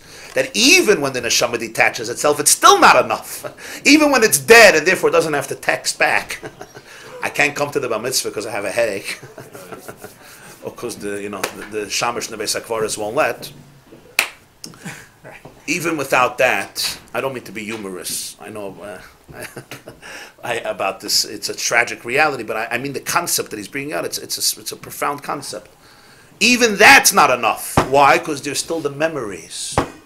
So it has to go to the mikveh. In the mikveh, in the Har Dinur, he says koyach hazoicha is removed. Now again, koyach hazoicha doesn't mean that you erase the data, so that this neshama doesn't know that it was born. Of course not. That's not the kavana. Neshama has a wife, and Neshama has children, Neshama has grandchildren, Neshama has great-grandchildren, and Neshama is... Goes into different... No, it's not. It lets go. It's attached in a way of choosing to be attached, in a way of love, not allowing distractions so that you can't be in a relationship. That's a different type of connection. So that's what the Zohar means, that the tzaddik every day lives that way. And the Baal HaTanya says, really, it has to be even more than when the neshama dies. You know why? That's his touch. Because in Gan Eden, you only get Ziv HaShchina. Here is the Shchina itself. If for Ziv HaShchina these things distract, for the Shchina itself, you mamish have to be able to let go. So can a person really, really let go of everything? Now, it's very scary to let go of things, because that's the only way we know ourselves. If I don't have all these things, who am I? But this is the mode that he talks about when you go into davening, when you go into Torah. It's a different mode. Literally all the cords to everything, but the relationship right now with Hashem is severed. So that's the real question. Can a person even imagine stepping into such a relationship? And I would say that if this exists with Hashem, a certain element of it exists in relationships with people who are all created in the image of God. Can I enter into a relationship with absolutely no attachments to anything? Can I even do that? Do you even know how to do that? Does anybody even know how to do that? I'm not only talking about putting away the iPhone. That's beyond. But even emotionally and mentally, to really be able to say, I know nothing. I'm not attached to anything. I don't recognize myself, which is a concept of a spiritually near-death experience, to the point that he says, if this was it, what's left? What's left? Back to you. If the Jews in Egypt were burned as slaves, would they be able to change, or because they had... Well, it said they had to be 40 years, and they had to have a Moshe Rabbeinu. So you can be changed. But you have to be open to that. The first thing you have to know is that you're in Egypt. That's the first thing you have to know. If you think you're in Gan Eden and you're in Gehenna, then you're not changing, right? If you think you're in Geula and you're in Galus, then you're not changing. The prerequisite for Geula is always knowing that you're in Galus. I told you, it's going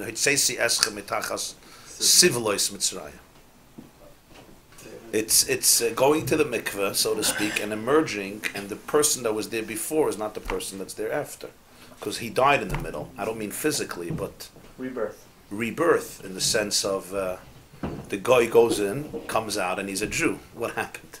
It's a joke. He's a Jew, right? The Jew himself can experience that process. That he's now a person who is literally open to a relationship from a place of absolute freshness, absolute creativity, absolute dynamic, pulsating life. But I'll tell you, I think the hardest thing is even for a person to understand that there's such a possibility, and to understand how far they are from that possibility if they never understand that there's such a possibility. It's like we are so programmed. We just go into everything with everything. And we just bring that into everything. We bring everything into everything. We're not... I once heard from Rabbi Jonathan Sacks something very moving. You know, the chief rabbi of... the former chief rabbi of Britain. It was a very interesting insight I heard from him. He said he went in as a student in 1968, in the middle of the night, he went to visit the Lubavitcher Rebbe. He said he was sitting in his room, and he could not put his finger on what he appreciated so much. And he said, and then at some point he realized that what was so valuable about the meeting for him, it changed his life. I mean, it took him from one space, it put him literally on his course of where he is today, you know.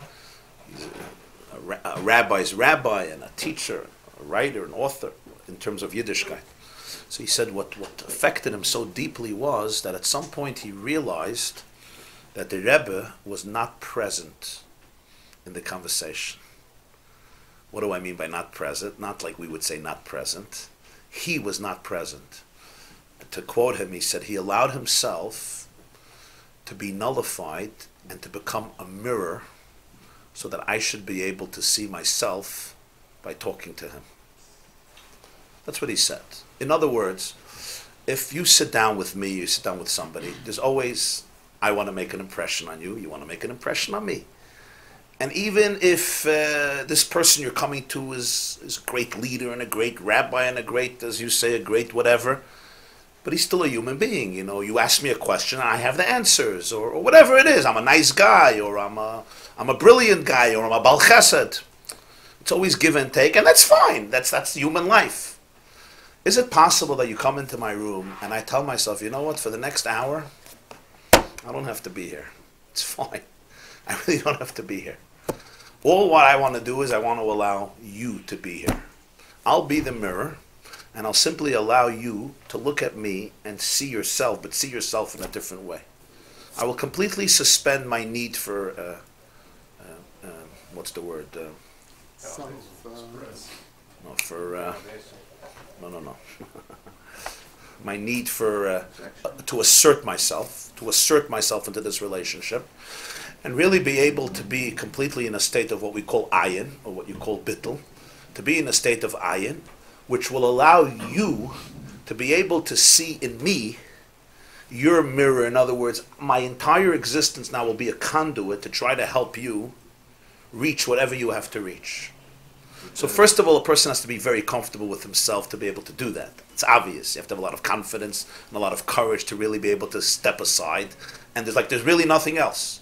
But in addition to that, it's even that ability to be able to be in that space where I could now say, you know, I'm not here. I'm really not here. The I that is here is a different I. It's completely an I that is just a conduit for you. Is this helpful for you or for the other person? Well, for the other person, it's not just helpful. For the other person, it allows him to reinvent himself, to see himself in an extraordinary way. But for yourself?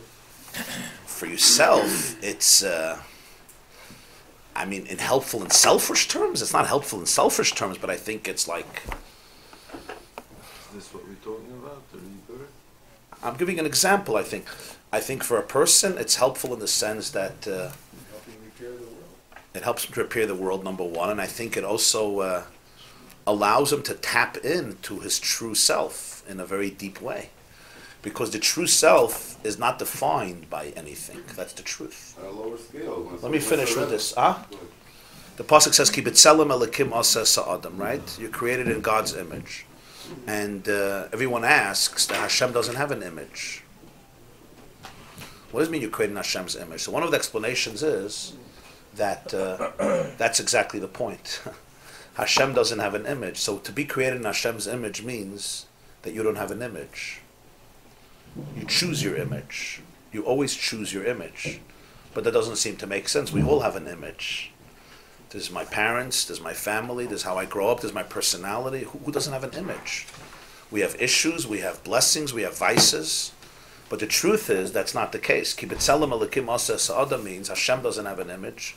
You don't have an image. You choose your image at every moment, and you're never fixed by it. You choose your image. You choose your connections. You choose your attachments. And those attachments are always deeper than forced attachments, because they're attachments that you choose, and therefore you bring your entire self into it. It's not attachments that are forced upon you, and therefore you're just a victim of them. So when you choose those attachments, you choose those relationships, the relationship is so much deeper, because you're choosing your image. But for that, I have to be able to be comfortable with not having an image, and not being attached to any particular image whatsoever. So his argument here is that the Zohar is saying that if in Gan Eden you have to do this, and there's no way you're experiencing Gan Eden, there's no way you can experience Torah, there's no way you can experience Tefillah without doing this. There's no way I can experience Torah and Tefillah without literally letting go of everything. That means that the greatest contradiction to davening is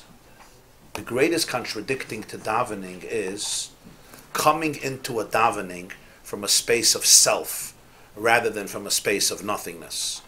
I have to step into davening from a place where literally I'm ready to completely reinvent myself and just face God as a 1 week-old child, naked. I mean psychologically. The Nevi'im also did it physically, but we're not advocating that at the moment. Psychologically, emotionally, completely raw, and say, let's talk. Okay. Rabbi Yitzchak of Barditchev once said that if they brought a tzitzah into Gan Eden, the whole Gan Eden would explode. The whole place would be burnt down. That's what he said. What we would call today, it would be nuked. It would be demolished. Why? He said the holiness that exists in tzitzis and a mitzvah is so powerful that nobody would be able to remain intact. They would completely expire, like the voltage would be too overwhelming for the wiring. That's what the Yitzchak Barditchev said. This is reflective of the principle that he intimates here, and that is, we wear tzitzis and nobody is nuked. I mean, Baruch Hashem, people don't even get that excited. I'm not going to say nobody, but people don't even get that excited. Because that's really the difference between our world and the world of Gan Eden. The world of Gan Eden is a world of clarity. Everything is clear. There's no distortions whatsoever. To live in Gan Eden means to live in a space of no distortions. Olam Haba, the Rambam says, doesn't mean a world that is a future world. The Rambam says in Hilchas Tshuva, Olam Haba is here today. It's called Olam Haba not because it's going to be created in the future. It's the world the reality that people usually experience after they pass on. But the world is a world. Gan Eden is, where do people think Gan Eden is? The Gemara says in Baba Basra, Elamcha tira b'chayecha, that ha'avos lived in this world. What does that mean? What does it mean they lived in Olam Haba in this world? It's just a paradigm. It's the way you experience life. Gan Eden is a world with complete clarity. There's no distortions whatsoever. Everything that is. What do I mean everything that is? In this world, everything that is not. It's a world of delusion, or a world of distortion, or a world of misconception, on so many different levels. In Gan Eden, that doesn't exist. So b'meila, when there's Kedusha in Gan Eden, they're aware of it. So the Rabbi said that Tzitza would come and they wouldn't be able to deal with the Kedusha. This world, its dysfunction is also its virtue, because it's a world of concealment, so therefore we're capable of having much more in this world than in Olam Haba, because we could absorb things without processing them. In Gan Eden, whatever you absorb, you have to process on every level. It's very clear what's happening. If that's the case, how could you get more Gan Eden, a higher level and a less level? Infinite. That's the idea. No, but if everything's perfectly clear, and you see everything at the same time, there's no more or less. No, but even in truth, there's infinity. There's no distortion, there's no lie, but even in truth, there's infinity. Just like in learning Torah, there's one level, a deeper level. Each one is true. It's not like it's distorted. A child learns a pasuk chumash, they got it. There's a deeper level, a deeper level, a deeper level. But that's because of a distortion. When you take away the distortion, it should all be one level. No. Distortion, what I mean is the concept of a sheker, of something that substitutes reality. There's no substitute for reality. But reality itself is so multidimensional, it's Ein Sof. So therefore, he says here that in this world, it's not nen miziv hashchina. In this world, he says, it's nenin it's the shchina itself. So therefore, Rabbi Yitzchak Barditchev says, you bring a tzitz into Gan Eden, over there there's ziv hashchina, and the tzitz is deeper than ziv hashchina. So Gan Eden can't deal with it. But in Olam Haza, you have a tzitz which is deeper than the ziv hashchina. But yet, we don't even feel it as a ziv, never mind as a shchina. So therefore, in this world, you can have everything, but not necessarily experience it. So you're in a relationship with something absolutely powerful, but one cannot experience it. So he says, Madach in Gan Eden, to experience ziv hashchina, to be in a relationship with ziv hashchina, one cannot be connected and bogged down and attached, and they have to be able to let go of all other attachments to be able to fully be in that relationship. And if not, as he puts it, the neshama will never be able to settle into its place in Gan Eden. It will never be able to own that place. It's never really there. You're there, but you're not there. That's even, he says, Kol sheken v'kal v'chaimer. When a Jew is going to learn Torah, the type of letting go that is necessary in order to fully suck the marrow out of the moment and seize the full experience and full opportunity of what is available right there at that moment in Torah or Tefillah, as he puts it, is even deeper than Gan Eden.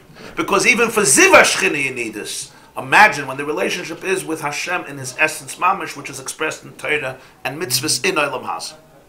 And that's what the Zohar means, that there are people that every day they see it as the day of passing. It doesn't mean that they're afraid they're Khalil going to die that day. That's not the focus here. The focus here in the Zohar is that they can apply that consciousness and that readiness and that willingness to be able to be fully present in a way that for the person nothing else exists but the relationship right now with God, with Hashem. Did anybody ever experience this when they davened? Rabbi Litzman, no? Okay. So he wants us, each time we do any mitzvah, each time we go to davening, to start this whole, he wants, I'm saying is, the suggestion is, the ideal is that every day we go through this process of a tefillah, every davening, every time we come to shul, every time we pick up an esrog, every time we make a bracha. Is that the ideal? I'll ask you differently. Is it really possible to I think you're both asking the same thing.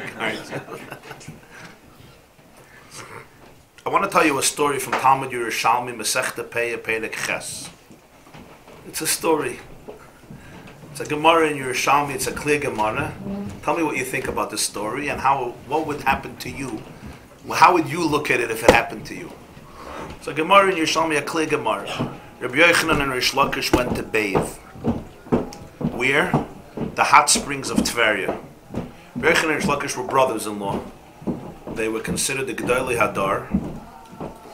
They lived in the 3rd century after the Common Era in Eretz Yisrael. Rabbi Yochanan is the editor of the whole Talmud Yerushalmi. He's the first generation of Amirayim, like the transition of Tanoim Amirayim. He brings in Rish Lakish, the whole famous story Masechta Bava Metzia. He was a gangster, a gladiator, and he brings him in.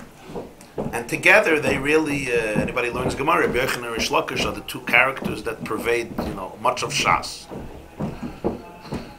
In the hot springs of Tveria, you have natural hot springs that are healthy, and they were always known as healthy until today. People go often. You ever went to Chamei Tveria? It's an interesting place.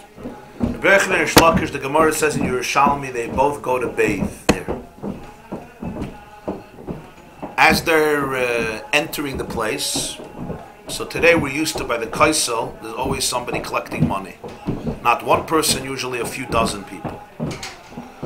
The Gemara says in front of the Chamei Tveria there was what today you would call, what do we call them today? A fundraiser. Yeah, some people have other names for them. Whatever it is, somebody collecting money. He turns to the Rabbi Yochanan and Shlokish and he says, I need money. I'm a poor man, please give me money. Rabbi Yochanan and Shlokish say, we're going in to bathe, we're going into the mikveh, whatever, we're going into Chamei Tveria, and when we go out, we'll give you. They go in. How long are they there? The Gemara doesn't say.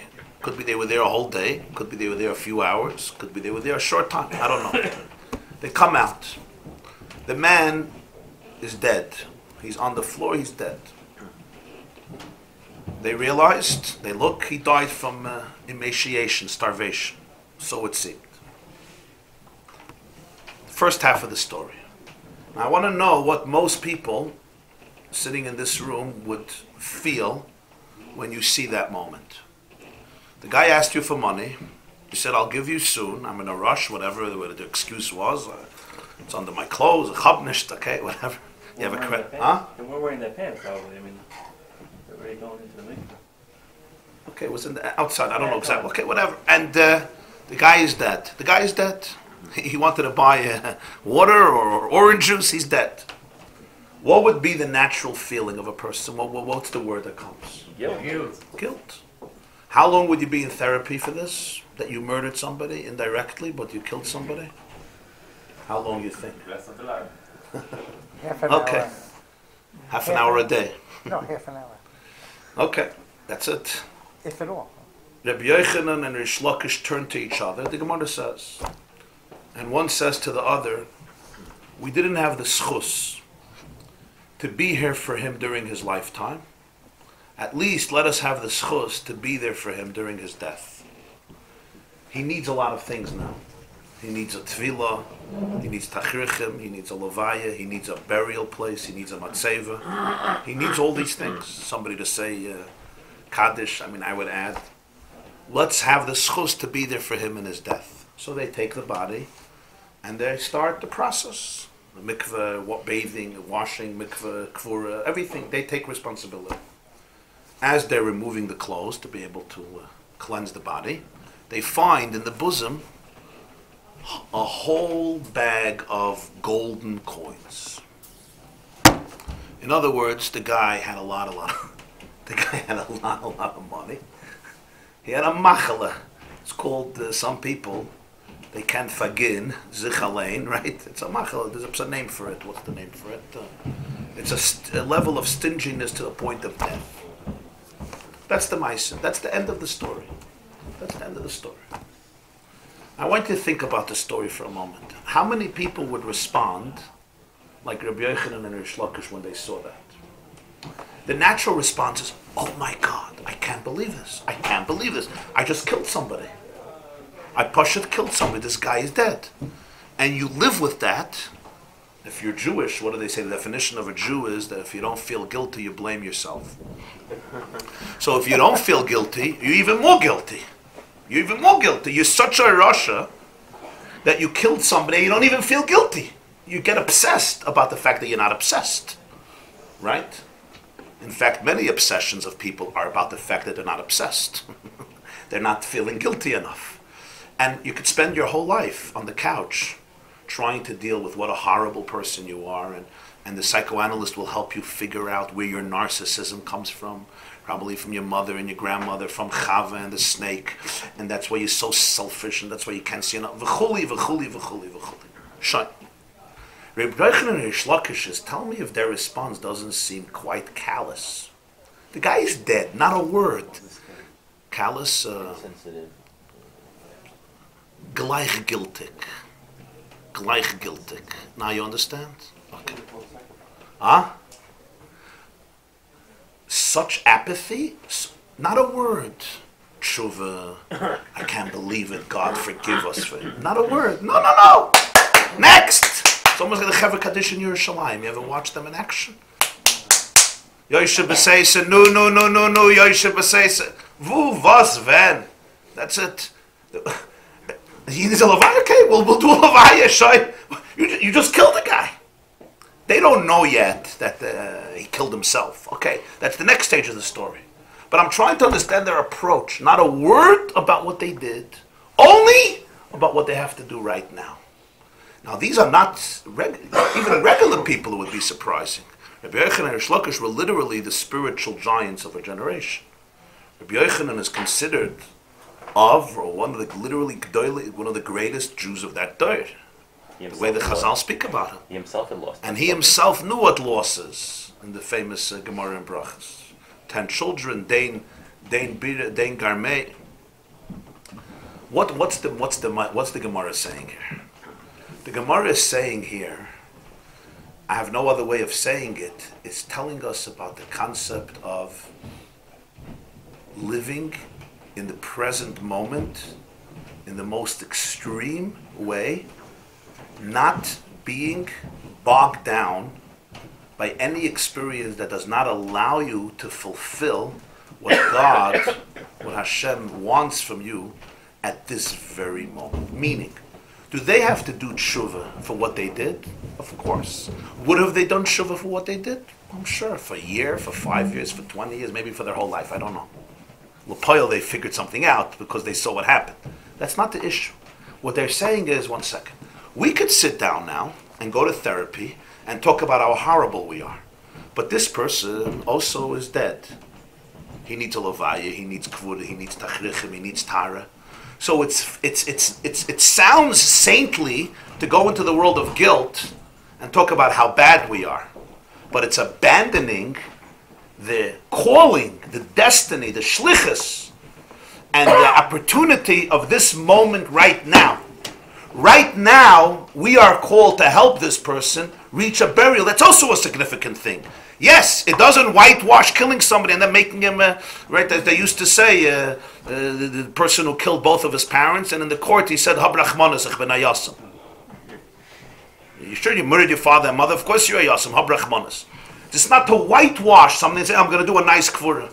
Father always told me that the communists, their brilliance was, Stalin, Lenin, they would kill you and then they made a state funeral. They knew how to make funerals. It was unbelievable.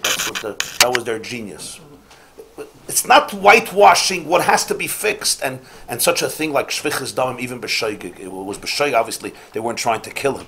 It wasn't an Indian of Mazid. But still, shvichas damim b'shoigig is no small thing. You caused indirectly the death of somebody. But the vart is, what Rabbi Yochanan and Rish Lakish is, there's a difference between guilt and a relationship with God, and the two are usually opposite. The two are not usually opposite. They sound similar. The more guilty, the more horrible you feel, the more holy you are. It's the other way around. Because the more guilty and horrible you feel, the less you could be connected to what God wants from you right now. Because what you're busy is saying, you're nothing, you're a loser, you denigrate yourself, you're not in touch with what life calls of you, of the relationship with life right now. The world was created right now. Sure that he's guilty? Huh? Sure that they're guilty? Who said they have to do tshuva? At this stage of the game, somebody asked me for money because they want a drink, and I didn't give it to them. Well, how would you feel about it? How you feel. Now they're the same. Why do you I don't know. You had this experience a few weeks ago, then I still right? have it. And you're still feeling it. And you didn't kill the person. You know that very well. So you're asking about this? No, I understand, but now when you're explaining it, who says they even thought about tshuva? They're so close to God. It was not their... For sure. Being close to God means you think about tshuva. Of course you think about tshuva. If you insult, because you have to do tshuva. What do you mean? A normal person, you call that denial. Huh? A normal person, you call that denial. He's denying the effect on him of what he did. Of course. So I'm saying, you're saying it just. I'm distinguishing, right? It's not an act of repression, of denial. It's an act of, right now he died. They can't call Hatzalah and bring him to life. The guy is dead. So what do? Do I now get obsessed with me and how horrible I am, or this person needs to be buried? It's not there's a calling. Do I have to fix things? Of course I have to fix things. There's a certain emotional depth here that is very, very profound. There's a spiritual genius here. Now, what happens in life when you do this? You know what happens when you do this? In most cases, you figure out that you didn't kill the person. That's what happens. Paradoxically, when you don't do this, when you live in the past, not in the now, your whole life, you are the murderer. When you have the courage to say, now, there's something called now, paradoxically you figure out that this guy had a lot of gold. He Nebuch had a machal. I mean, it's a sad story, but I did not murder him. I really did not kill him. He did not starve or die from dehydration because of me. It doesn't take away from the tragedy, but it's a whole different paradigm. Rabbi Yochanan and Shlokish may have learned a lesson and said, if somebody asks you for tzedakah, you should give him. There's the whole story of Nachem Ishgamazu, etc. But this is a concept in Avodas Hashem that is one of the Yisoides that the Baal Shem Tov and the Baal HaTanya used to talk about a lot. This nekuda, that life is always about the relationship that is happening right now at this moment. And if I'm stuck in the past or in the future, in terms of guilt, anxiety, negativity, and so forth, what it does is, it's not pshat I'm a holier person. It deprives me from my holiness. It takes me away from who I am right now, and it takes me away from the energy that's coming into me from Hashem at this moment.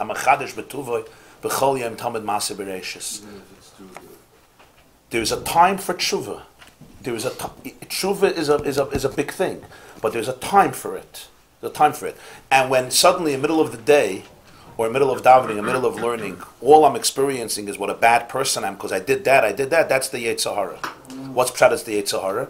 It's trying to take the person and put him into a state where he should become paralyzed, where he should become stagnated, and usually what that will lead is to more sin, not less sin. And the reason it will lead to more sin is because whenever a person is living with anxiety, they look for ways to numb their pain. And any way that numbs it, they're prone to do it. Besides that, the more depression, the more you feel valueless. And the more you feel valueless, the less you're motivated to do anything productive with your life. So instead of bringing a person to tshuva, it brings them away from tshuva. Real tshuva means, number one, there's a time and a place for it. Number two, it's the conviction that God forgives. And when He forgives, He forgives. It's over. It's done. It's done. He forgave you. Baruch atah Hashem chanan amar b'lisloyach means He forgives. Trust Him. He forgives. Done. Over.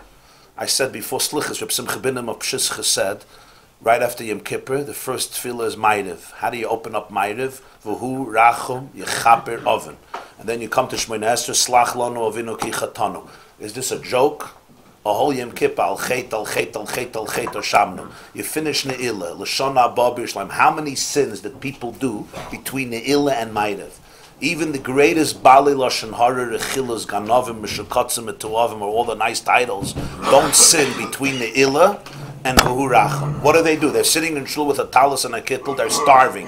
They're not in the mood of talking even. They just want to go home to eat. What's V'hu Racham, Mechaper Racham? What? Anaya Veda we did? I thought we're done.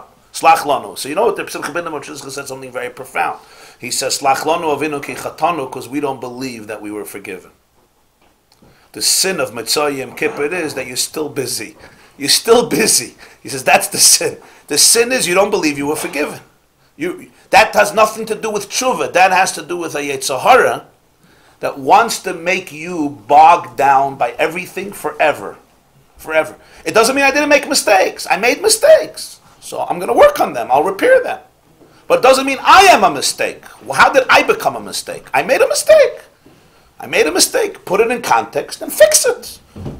You have so much good in it. You have so much beauty. You have a soul in you. Rabbi Yochanan and Rish Lakish understood what they call today living with the now. What's the present. Mindfulness, engagement. Complete presence.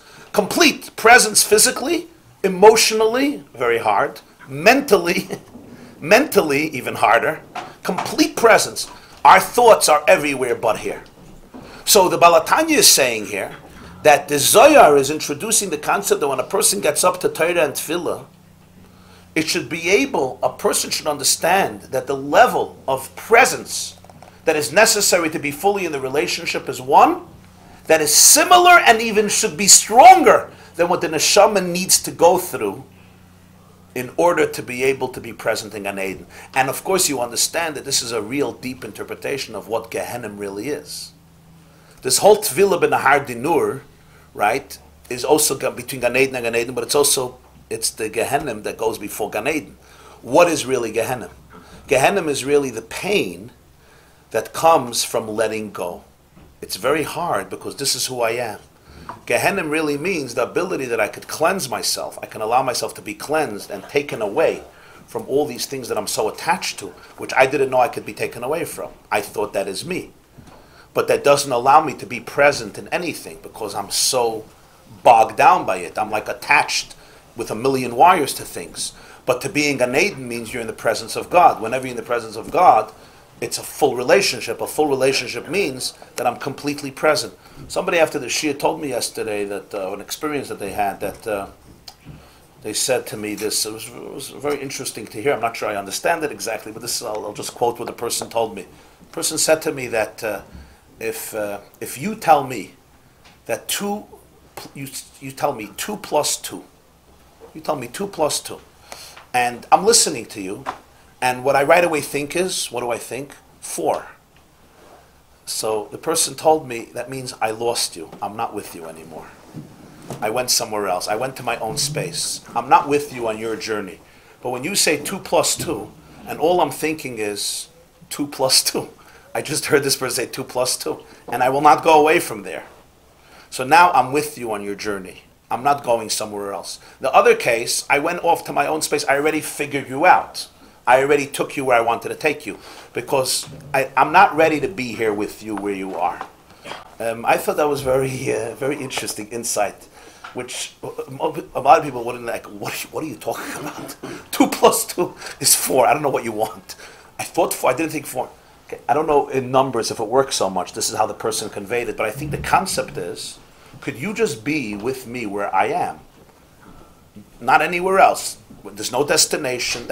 Maybe we'll reach a destination, maybe not. Don't figure it out. Don't close up the pieces. Don't turn it into an equation and don't give a solution. And don't just put it in a box and put it into one of the files in your brain, one of the sectillion files. I don't know how many files people have in their brains. But between the 50 trillion cells, there's a lot of files over there. Just to be fully here. It takes a lot of courage. It takes a lot of humility. It takes also a lot of confidence. It takes also a lot of inner work.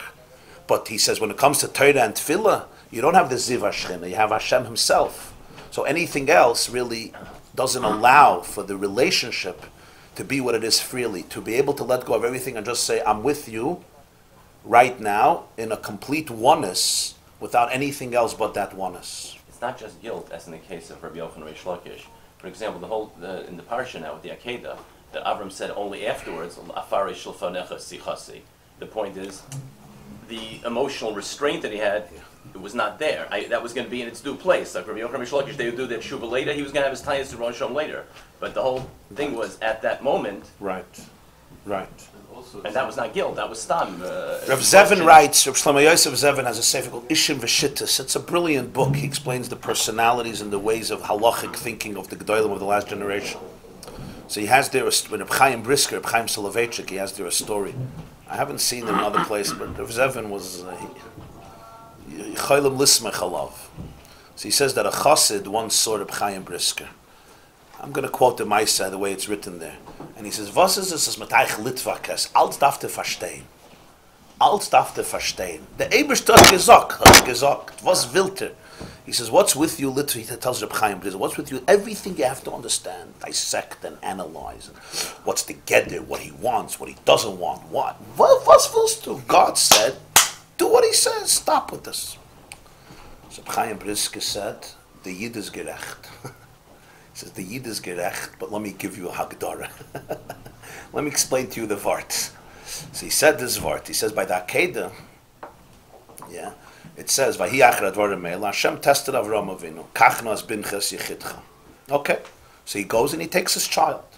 And then Hashem says, Al tishlach yadcha. Don't do it, take him down. Don't take him down. So what happens now? Avram tells Hashem, I don't understand you. Yesterday you said, B'yitzchak yikar l'chazara. Today you tell me, slaughter him. And then, years ago you tell me, Yitzchak yikar l'chazara. Yesterday you tell me, slaughter him. And today you tell me, take him down. What's going on? Hashem said, I didn't change my dibur. I said, Haleyu sham lo'ila, right? Asakste, achte. You took him up, take him down. So Ohr Chaim said, when should have Avram asked the Shaila? Not by stage 3, by stage 2, by the contradiction. Why stage 3? Stage 3 is the good. God said save. Stage 2 is the Shaila. Ohr Chaim's question. Good. Chabriske Shaila. So Ohr Chaim said, also, you have Shnei Ksuvim HaMakchishim Zeh Ad Sheyavi HaKosav HaShlishi V'Yachriya Beinayim. He's like, as long as the Shnei Ksuvim HaMakchishim Zeh I don't have questions. I have no issue. As long as the Shnei Ksuvim HaMakchishim Zeh I don't have a problem. It's not my space. I'm not God's computer programmer. Ad Sheyavi HaKosav HaShlishi. When I saw that he brought in a third pasuk, now he wants me. Now he wants me to figure it out. What do you bring in a third pasuk? You want me to live with paradox? I'm good. He says, that chassid is right. I'm fine. You brought it HaKosav HaShlishi? Yachriya Beinayim. Now you want me. As long as God is contradicting himself with Avram, I have no issue. But now there's a HaKosav HaShlishi. Now you want me to take him down. One saying there's a pattern here, a rhythm. So you don't want him dead. So now Avram started to ask. So Hashem could clarify it to him. So Ohr Chaim's avart. Savart.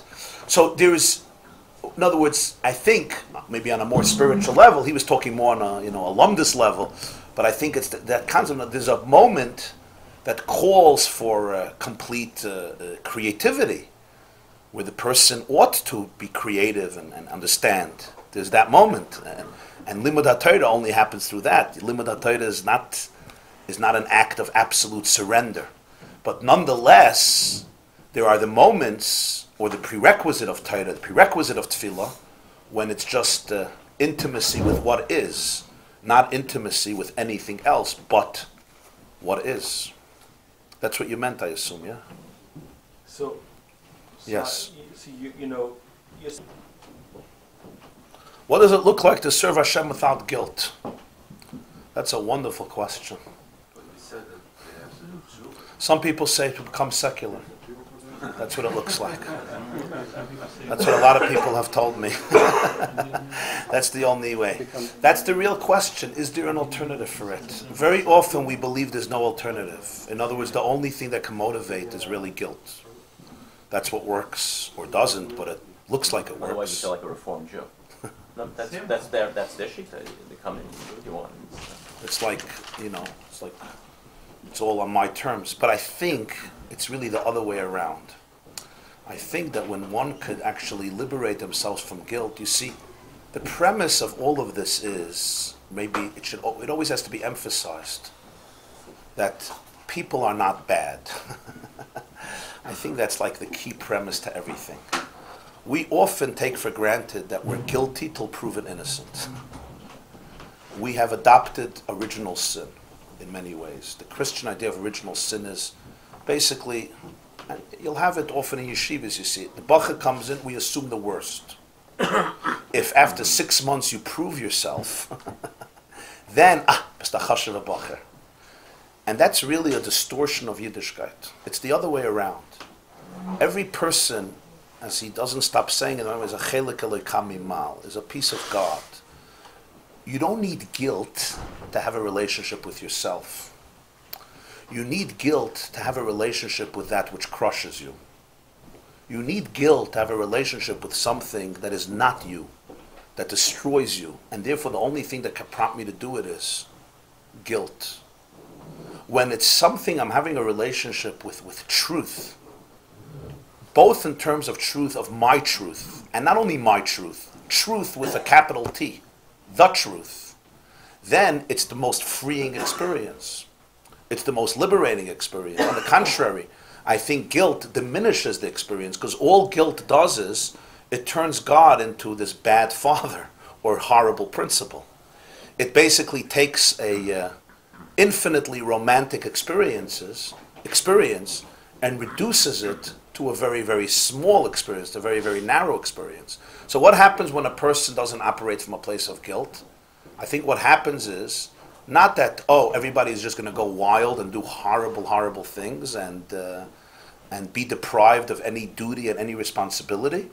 I think what you allow people to do is, You allow them actually to connect to Hashem from their core space, which is really free. It's very free.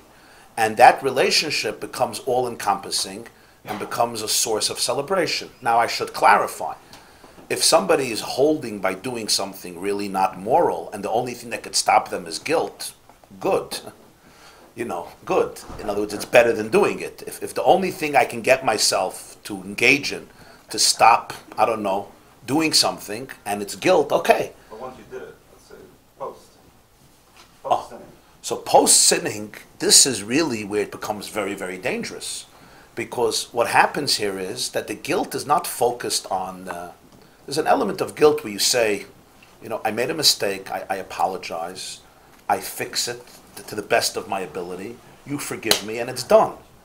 But that's different than guilt. That's focusing on the actions that are necessary in order to repair the situation. Wonderful. I broke something, I fix it. I didn't break something physical, I broke a relationship, so I fix it, I repair it. But when the focus becomes on self-denigration, on how bad the person is, how worthless, how disappointed God is with you, how much He disapproves of you, how you'll never be that person that your father hoped you will be, or that Hashem hoped that you should be, or a Jew should be. What happens as a result of this? What happens as a result? People become closer to God. People become closer to themselves. People become happier people. People have more real chizuk and isairis and avodas Hashem. It's the other way around. The Chayz of Lublin said, "V'haser satan milfanenu u'meyacharenu." We say in Ma'ariv, take the satan away from in front and in back. He said, why is the satan in back? I know the satan in front of me. He's pointing. He says, here, come. Come down this way. This is a good path for you. Why is he in back? So he says the satan in back is after the sin. After. He's in back. And he says, ay. Oh, yeah, you a bad Jew. Now, it sounds like it's coming from sensitivity. I'm holy, that's why I feel so bad. He said, it's the Satan. It's the Satan, the Chayz of Lublin.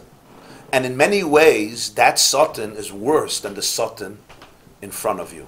Why? Because for the Satan in front of you, we know that there's tshuva. For the Satan in back of me, there's no tshuva. Because I think I'm doing tshuva. There's no tshuva for guilt, because you think it's tshuva, that's the problem. At least I sinned. I know I have to do tshuva. When I'm guilty, it looks like I'm being holy, and really it's the biggest sin. Rabbi Aaron of Karlin said, Atzvus is not an aveira. Depression is not a sin. Sadness is not.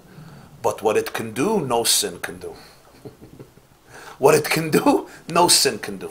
If I understand your answer to this question, is that the reality through which a real father and a son can be successful that way? Without Of course, guilt? of course. Without any guilt? Of course. Father and I don't think we are aware that there are relationships that are possible without guilt. But I think those are the only relationships that are eternal, are powerful, and they're much deeper relationships. They're much more real relationships because you come into the relationship with your whole self. When I come into a relationship with guilt, I'm not there. When you go to a chasana because of guilt, how much of you is at the wedding? 1% or 0.5%? Your iPhone is at the wedding, right? You're not at a wedding. You came because of guilt. So you think when you're davening because of guilt, how much of you is by davening? When you're learning out of guilt, how much of you is... You're doing Shabbos out of anything. You're not there. You're saying a father can be with a son Of course. for Of course. 18 years and no guilt at all? Not 18 years, 90 years. Of course. No guilt at all. So, Maisa, how do you get to shul? Right now, I'm not interested in going to shul. You come to my shir. You come to my shir. You don't go to shul. Later on, the only thing getting me to go there is either I want to go there or I have guilt. And if I don't want to go there, then guilt is the only thing that could get me there. Well, what's the guilt? What are you afraid of? What's the guilt? I'm just wondering. Because I don't have that guilt. I'm just trying to know what it is. Let's say you stay home. What's going to happen? I think I need to ask some of the other Chaver heads. Okay, why do you go to shul on Shabbos? I'm going to lose my business. Which business are you going to lose? Who's taking it away? God. Oh, you know how many Jews don't go to shul on Shabbos? Most Jews don't go. And what happens to their business? Nothing, they're fine, successful, very successful. They make more money. Who doesn't like to go somewhere for a vacation? So that's the guilt that you're going to lose your business, or it's Ilam Ha? Like, what's the Setting guilt? a bad example for children. It's the right thing to do. I mean, that what right now I'm not in the mood. And whatever. Well, what is he guilt? You're guilty that you're going to get punished. Okay. Let's. You're not a good Jew. You're not. Be judged, and be judged Judged by who? By the community? by others, by Not guilt. It's not guilt. That's social pressure. It's social pressure. I have Baruch Hu guilt. I can't come to shul on Shabbos after Baruch Hu. Like, I have You can't what? I have Baruch Hu guilt. I'm confessing I have Baruch Hu guilt. Can't come to shul Shabbos after Baruch Hu. Explain the guilt. Even I try. I want to come late because I'm not in the mood of being in that shul. So the latest time I'm willing to come is before Baruch Hu. But explain the guilt. The guilt is because of people around or because from What happens if you come after Baruch? I'm just trying to understand. It's beautiful. I'm just trying to understand. I don't know. I'm complaining about it. what, Why are you complaining about it? It should. Why doesn't it doesn't feel good? I don't. That's. There's something The off whole about teaching it. is that it's not supposed to come from that place. It's supposed to come from a place of I agree a there. relationship. Right now, I'm sitting with, the goal is right now. I'm supposed to have a relationship with Hashem or with whomever I'm having this relationship with, and I'm supposed to be completely present and in their space, not in my space. And in But without guilt, you could come early and feel much better. Without guilty. but today, my emotions are saying I'm not in the mood. Guilt, reigns you in a little bit. You also guilty? No, I don't, not anymore. Since I've been coming for a year already, I'm living guilt-free. Really? Yeah, whatever I do. And that's my fault, basically. Whatever I do. So now I'm guilty. Actually, I don't feel guilty. I don't feel guilty to make people not feel guilty. I really don't feel guilty about it. What should I tell you? Maybe I'm really guilty, but I don't feel it. Why do you have to call it guilt? Okay. The person... He's just describing his feeling. No, I want to put a different perspective. The Friedrich Rebbe says that the Yid comes time to daven, he gets nervous, he feels pressure, he must be in shul on time. The Friedrich Rebbe calls it Yiras Shemayim. Why can't you call it Yiras Shemayim? Why So have it's to fear, call it guilt? fog, Okay, that's fear, beautiful. obsession, guilt. That's Fear, beautiful. obsession, guilt. Yiras Shemayim is much higher than guilt. I would just say, let me. Okay, I think this is an important conversation. I would just say one thing, okay? And Yiras Ha'onesh is part of Yiddishkeit. It's not like a horrible, toxic emotion that is evil. He even describes it here. He just says, tzaddikim, you would think, are not motivated by Yiras Ha'onesh, right? There's the concept of Yiras Ha'onesh. But I don't think that's guilt. I still don't think that's guilt. I don't think Yiras Shamayim is guilt. I think it's something else completely. Yiras Shamayim means I'm afraid to ruin such a powerful relationship. That's Yiras Shamayim. I'm afraid to ruin such a powerful relationship. Yiras Ha'onesh is also, I think, not guilt. Why not? I don't think it's guilt. I think Yiras Ha'onesh means I'm afraid of the consequences, right, of doing something that is damaging to the other, to myself, to the world, to Hashem. So that's healthy. That's fine. I think it's very healthy. It's a fact. It's awareness. It's awareness. Like you walk in My the hall. father died from diabetes. My uncle died from diabetes, right? So the doctor always tells me and my siblings, we like eating, as you maybe see. So he always says, you should be aware that these things are poison for you. Now, I love cheesecake. It's one of my virtues. So when I look at it, why am I not eating it? Okay, I usually do. But in those situations, that I'm a good boy and I don't eat it, why? Why? That's called Yiras Ha'onesh. Not because my organism is so in tune with the adrenaline that should be flowing through it at every moment that I look at, I take it, I do mindfulness, and from a cheesecake it turns into, what did you say? It turns into a cup, and then it just turns into a piece of grass, and then it turns into kale, and I don't like kale, so I'm not in the mood of the cheesecake anymore. when I'm in a higher state of consciousness, I could look at it and say, there's really nothing in this for me. There's nothing in this that's for me. It's going to go into my body, and I'm betraying my body. Sometimes it's literally yiras ha'einish, that basically when I eat it, 20 minutes later I get depressed. 20 minutes later I have to go to visit the Pope. And then for 3 hours I'm trying to recover from the sugar and the carbs and the combination. Anybody relates to this? You eat certain things, and for 3 hours you're in a bad mood. Okay? Is that primitive? It is where I am. I know the consequences. And when you're aware of consequences, it's a very good thing. It's not a bad thing. I wouldn't call it guilt. I would call it awareness.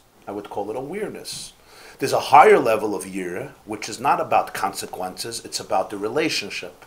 It's too powerful of a relationship that I'm going to let it fall apart. If I have a best friend whom I trust, and the person trusts me, and then somebody's talking about them negatively, and there's a part of me that wants to contribute to the juicy conversation because I know more stories about them than anybody else, and sometimes we're overtaken by that urge, but I'm saying this is too precious. It's too precious to me. Not because they're going to find out and they're going to, do something to me. Not that. Even if nobody finds out, it's impossible, of course. But even if nobody finds out, it's just it's a betrayal of something sacred. It's a betrayal of something sacred. When somebody betrays a marriage, for example, if the marriage is sacred, and if the person has been there for you and you have been there for them, and you're married, so you are there, you're soulmates. It's not the consequences. My wife will find out. Let's say she doesn't find out. Plenty of people go to Thailand and their wives don't find out, trust me. What is it? There's no consequence. I'm talking about Bein Adam L'Chaveri. I'm not talking about what God knows. But it's a betrayal of the relationship. I can't do this to you. Not because you're going to find out. Because it's too precious. It's still not Ava. This is Yira. But this is not, none of this is guilt. None of this is guilt. I don't see this as guilt. Well, all the examples I saw seem like Yira, Yira. I think guilt is depression. Guilt is depression. That's what I would think. Guilt is depression. If you say, I didn't go to shul and now you get depressed about it, that would be called guilt. Versus running to shul because if not, you say to yourself, I'm going to feel guilty because I'm going to lose business or whatever it is. That's not guilt. That's the relationship.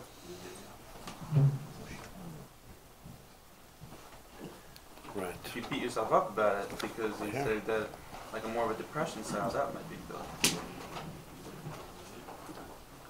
Maybe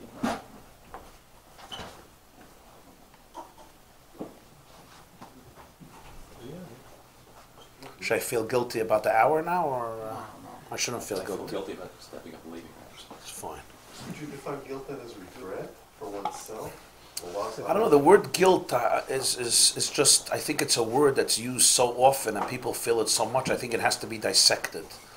Is there a guilt that's a good guilt? Yeah, but I think our word guilt is too big and it includes a lot of things that shouldn't be. So that's why I try to stay away from that word. I would say, I feel regret for something, yes, I feel remorse. I said something to somebody that insulted them, I feel remorse. Well, so what do? I could sit at home and say I'm the worst person in the world. Who gains from that? Who gains? God, the person. Think about what you said. Let's say do. What's the right? Call them up. Call them up and say, I said something to you yesterday. I apologize. Do you forgive me? They might say no. Okay. I may ask them again the next day or the next week. Fine. They might say sure. Yes. I say thank you. That's it. Done. Boom, weiter. Did I learn a lesson? Yeah, I learned a great lesson. That's it. Why am I sitting and wallowing in that space? Why? What is this about? This is not about what I did. This is about that essentially I feel that I'm an unjustifiable creature. My creation always has to be justified. I always have to find excuses why I'm worthwhile.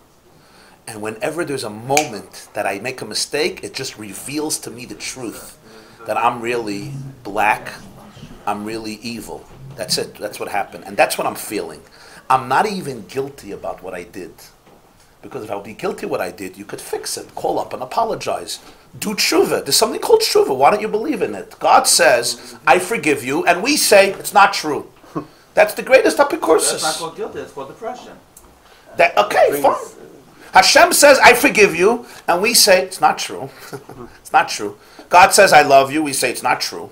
Avas olam aftanu, it's not true. Not a guy like me. You don't know me, Hashem.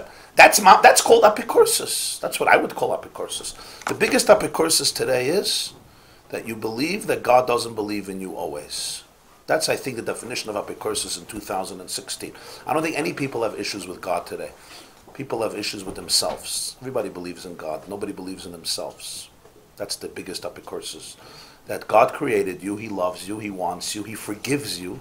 He wants to be in this great relationship with you, and I don't believe it. I'm damaged. I'm damaged. I'm so scarred. I'm so wounded. Why? I did this, I did that. Okay. You did this, so what? So look in Shulchan Aruch, it says, do tshuva, I forgive you. I forgive you. It's over, clean, boom, not next. Not only that, if you do tshuva, I make your avedas into mitzvahs. In other words, I appreciate your sins. Even your sins are lovable. That's what the Gemara says in Yuma. It's not P'stoides Laksha. It's Doinus Nasa like Rish Lakish said it. Rish Lakish said all sins become mitzvahs. Why don't people believe this? Because we're not focusing on the sin. It's not Yiras Shamayim. This is a wounded form. This is a wounded form of religion where we see our relationship with God based on negativity.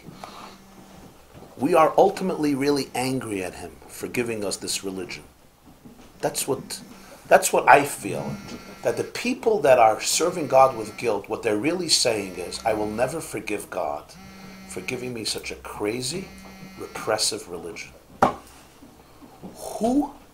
What normal God would invent Taryag mitzvahs, if not for sadism, to crush and destroy people? That's what is really going on subconsciously. But you're not allowed to say this because then you're going to get Gehenna.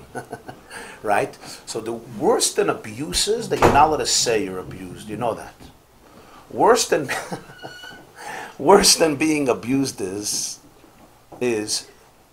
ask anyone who went through abuse. Worse than being abused is that you're not allowed to talk about it. Shh. You have to smile.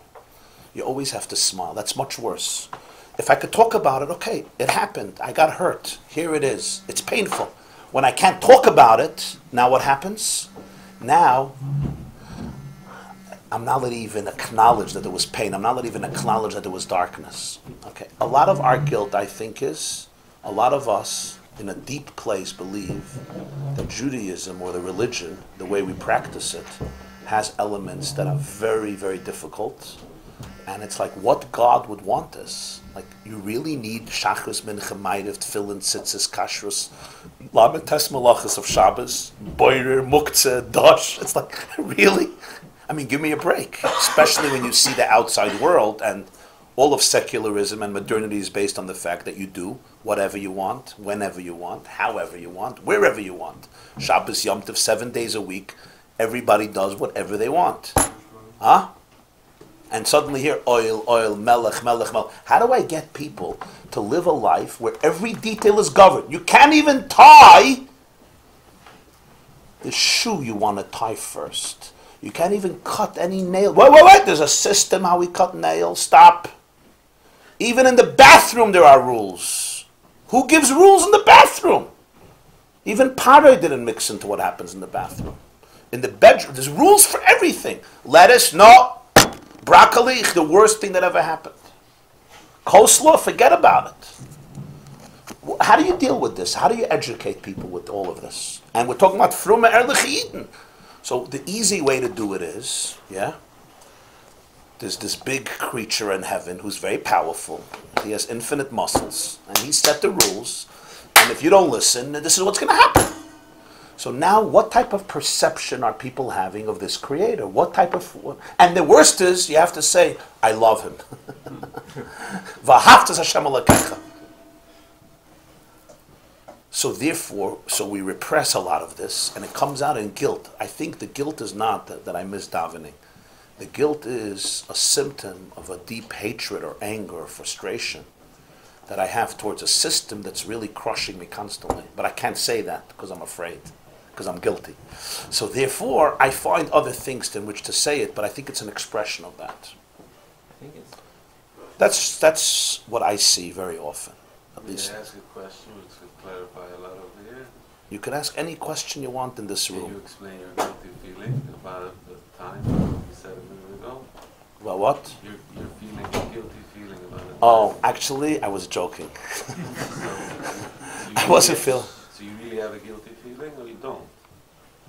No, I was saying, should I feel guilty that it's so I'm asking, late? Can you explain? No, I don't have a guilty feeling about it. Not at all. I think you do. An element. I do? Maybe. So I don't many times feel. It sounds like you do have. Maybe subconscious. Could be subconscious. If you weren't guilty, you would have made the joke. Isn't guilt No, I understood that. Who said Huh? that you do? Isn't there an element of guilt necessary for tshuva? Again, maybe we're just using different words. I think what's necessary for tshuva is accountability, acknowledgement, a remorse. I don't know why you want to use the word guilt. Fine. I'm not an enemy of the word guilt. I'm just. You can live guilt-free if you have a very, very strong spiritual or connection on a very deep level. But to live guilt-free on a superficial level is very dangerous. What about in marriage? Could you have a marriage that's guilt-free? Same thing, right? Do people remain loyal to their wives out of guilt or not? Exactly the same. If it's a very superficial marriage, yes.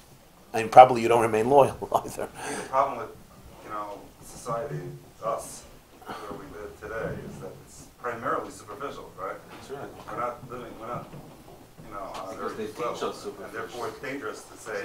I think we are on a deep level, but nobody believes it. Nobody teaches us. And therefore we don't speak about deep levels because we underestimate that people are really deep. I have an opposite take. Look at all these people. Are they not deep? Look at this young man. I think you have a very skewed population that visits your shir. Really? So you're all the crazy people. You know. Speak for yourself, Eliezer. I'm very normal. No, somebody is not here. Superficial. Yes, you can't go out to somebody and tell them you're not guilty. Like polling, you poll in New York City, it's not going to be representative of the country, right? You can't poll this crowd. I see. But it's for The sure. pollsters are always all wrong, though. I think that's the I have a problem. different take on this. One second, you'll miss it. Sure. On the Baruch Hu question that was asked before, if you take away the guilt, what's going to get me there before Baruch Hu? You put it into the paradigm of a marriage, it's like a husband saying, I told my wife I'm going to be home at 6. If you take away the guilt, why should I be home at 6? Without guilt, why should I be home? I'll come home at 11 o'clock at night without the guilt. Don't come home. We don't come home without the guilt. No, but if a husband says, without the guilt, there's no reason for me to come home. Because say, you want to be Oh my home. gosh, what kind of marriage is this? But a lot of husbands come home out of the guilt, or they're fucking afraid. Their wife. Somebody once told me the screaming that's going to happen if I come home late. It's not worth it. But we would understand. That's not guilt, it's fear of a consequence. And economy, that's fear of I don't know, consequence, but whatever. But we would understand that's a problematic marriage. So husband says that, we say, oh, good, perfect, you have a great marriage. I think guilt is created because you know deep down what's right. It means if you didn't have it, if it wasn't hardwired what the right thing is, you wouldn't be guilty. So you're saying it's a good thing? It's a good thing. If you can, if it's like guilt could be based on your perception, not whether. So why should somebody come home before 6 if not for guilt? Because he loves his wife, and he wants the relationship. Hopefully in a marriage we could understand it better than with God. Because that paradigm still exists, I think, even in the firm world. So why do you want to be in Shul before Baruch Hu? All superficial people. So what would be a different way of being motivated to be in Shul before Baruch Hu? I like saying Baruch Hu. The same thing that would motivate me to be home at 6 for my wife. I want to have this loving relationship with God. And I could spend time in a very special way. Look, This in doesn't our mean culture it sounds weird with God, but if we switch the paradigm to marriage, maybe. I heard a Maisa from a Yid. His name is Dr. Ira Weiss. He's a cardiologist in Chicago. Dr. Ira Weiss. And the Lubavitcher Rebbe suffered a heart attack in the middle of Akofis, Shmini Atzeres, 1 year. One heart attack, a double heart attack. It was like almost cardiac arrest. They didn't think he'll make it. in Shul, in the middle of Akafis. And he went to his room, and he stayed in his room for was Simchas Torah, Shmini Atzeres, till Rosh Chodesh Kislev was a month and a half. They made like a hospital, and Dr. Ira Rice came from Chicago on Simchas Torah to serve as a cardiologist. So Rosh Chodesh Kislev finally let him go home. Go back. He lived on President Street from Shul, where they had like this mini hospital. So Dr. Ira Rice said that he saw the Rebbe very excited that he's going home. So he said, why are you so excited to go home? So he thought he would say that, whatever, can I have some privacy, I could just go back to my normal life, etc. So he said that I have a custom for all the years. I have tea with my wife every day. We drink tea for 20 minutes. And for me, that is as precious as putting on tefillin. That's as precious as putting on tefillin. Huh? So that's why he was very happy he could do that. So, there's like and I think that the dugma, it says, in the words of the Rebbe, it says in Tikkunei Zohar that, it was tefillin, it says in Tikkunei Zohar that the tabas of Kedushin, it says in the tabas of Kedushin is basically the b'china of tefillin. The ritzuas of tefillin is like the tabas that you put on every day to be mekadeh. The marriage is a mashal for the marriage between Hashem and the Jewish people. Okay, this is my Torah. But the vart, I think, is it's a perspective. For that, you have to have a relationship. Some people don't want to tea 20 minutes. You wanted to say something, and I think it's time to. I don't want to hold the guy long.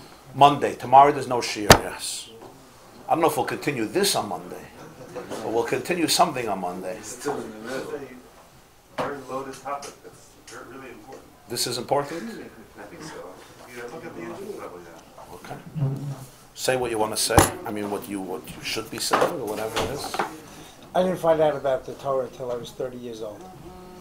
And speak loud. You sure. didn't find out about the Torah until you're 30. Until I was 30, and 35 years ago. And we had a Chabad Shliach was in my house. We were living in Rye, a nice life. Everything was wonderful. And I learned my first Rashi.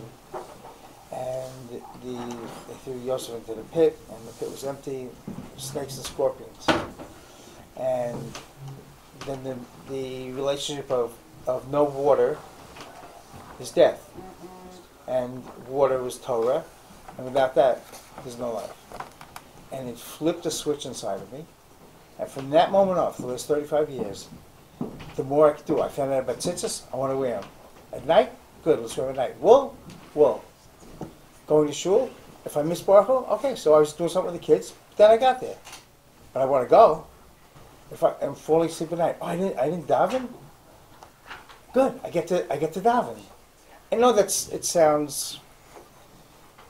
Didn't sound like a lot of the experience. Well, they're FFBs. Yeah, I know. I know. I feel, and I honestly and truly feel sorry for them for that. So I feel sorry for myself that a lot of the words you say in Hebrew, Yiddish, okay, it's coming. I haven't had time to sit because of having to work and support and things like this. But to do all these things, now I'm involved with a chesed organization that I'm helping out. How do you feel and when you miss a shiur? And it's. I came home from a shiur when we first started this, and I had a friend, Rabbi Yehuda Leibek. He goes, how was it? And I started going like this, telling him, da. I was okay, Rufi, here's what you got to do. In the wintertime, when it's a cold morning, and you got to bed really late, and you have a lot of excuses, and you have a lot to do that day, remember this feeling. Because staying in bed for an extra hour, you're not going to have it. So connecting in to the joy of learning, to the joy of going to a shiur, to the joy of being in shul, to the joy of sitting at a kiddush, at a farbrengen, and all the other stuff that happens in life, and it happens to all of us, all the other things. And if you miss something, what do you do with the guilt? I missed it. What do you do? We have a thing. You missed mincha because you were involved. The clock changed. You didn't do it. Okay, so I do an extra Shmona Esrei. What can you do? It happened. What are you going to do? Didn't grow up in Satmar. I put you in my pocket and walk around with you. There was a book that I read by. You see, The way he's saying it, it's not a fact. The way he's saying it. I was always thinking that you were very happy. So now you think if you take this feeling away from kids, the One guilt, more thing. they'll be less from or more from? What do you think? There's If one they more don't have to have this, I miss Mincha, I'm the worst thing ever. I'm going to be in Gehenna forever. Or, wow, I could do another Ma'ariv. That's great. Tomorrow morning you can get the share. The first time I had Yechidus with the Lubavitcher Rebbe, I know the Rebbe's a big guy, he's an important guy. Oh, I should have a big question. I was at the very beginning of my finding out about Yiddishkeit. And I'm online waiting, and now I'm before the Rebbe. So I had no question. And I wasn't overwhelmed, but a question came out of me. And I was shocked to hear it because I didn't think of it. It was not intellectually generated. I said, how can I change my desires and lusts for things in the world into desires and lusts for Torah? And I was surprised to hear the question. The Rebbe wasn't. He said I should be besimcha. And a little more did that, and then I walked away. I was thinking, oh, what? I'm Mr. Happy. What kind of advice is this? What kind of an answer is this? But then, over the next 30 plus years, when things happen, and I have this tremendous bracha for simcha that the Rebbe gave me, clearly, that's my take on it, that, okay, this happened. Let's deal with it. So you asked the Rebbe, how could you change your lust? You know what lusts are? Desires and lusts. Taivas. For Olam Haza, for this, to Kedusha, to Torah. Lusts and desires of this world for Torah. Yes. So the Rebbe's advice was you should be besimcha. Yes. Think about that. If I sent my children, instead of sending them to the yeshivas that I send them to, if I sent them to Esher Torah or Sameach, they would be hearing the same thing. This is what's taught in the Kiruv V'Chayka movement. The people are coming into Yiddishkeit by the same people that send their kids to yeshivas that don't teach them, that teach them. Here you go. In one sense, I say, Baruch Hashem, I never went to yeshiva because I'm hearing all these horror stories. And I see what happened to some of my children in yeshiva. It's like, are you kidding? I had big fights with it, like their heads up. Go, isn't a yeshiva private school? You know, I'm supposed to get some kind of individualized, this is what the kid needs. And I see some of these posters up for some of these guys who hold themselves as Rosh Yeshivas, that they're having this. And I said, are you kidding? I would spit on those guys if it wasn't a nice thing to do. But I have no use for them. Zero. I think the thing what they did in the stadium about cell phones, we should have him talk about that. So you feel the Rebbe was answering you, saying you should have simcha, or there was a bracha that he gave you? That was. Oh, many levels. It was like here. But it's an interesting idea. Most people wouldn't think, how do you change your lusts from this world, from Allah to Kedusha, through simcha, through guilt. Through guilt. This class is brought to you by theyeshiva.net. Please help us continue the classes. Make even a small contribution at www.theyeshiva.net/donate.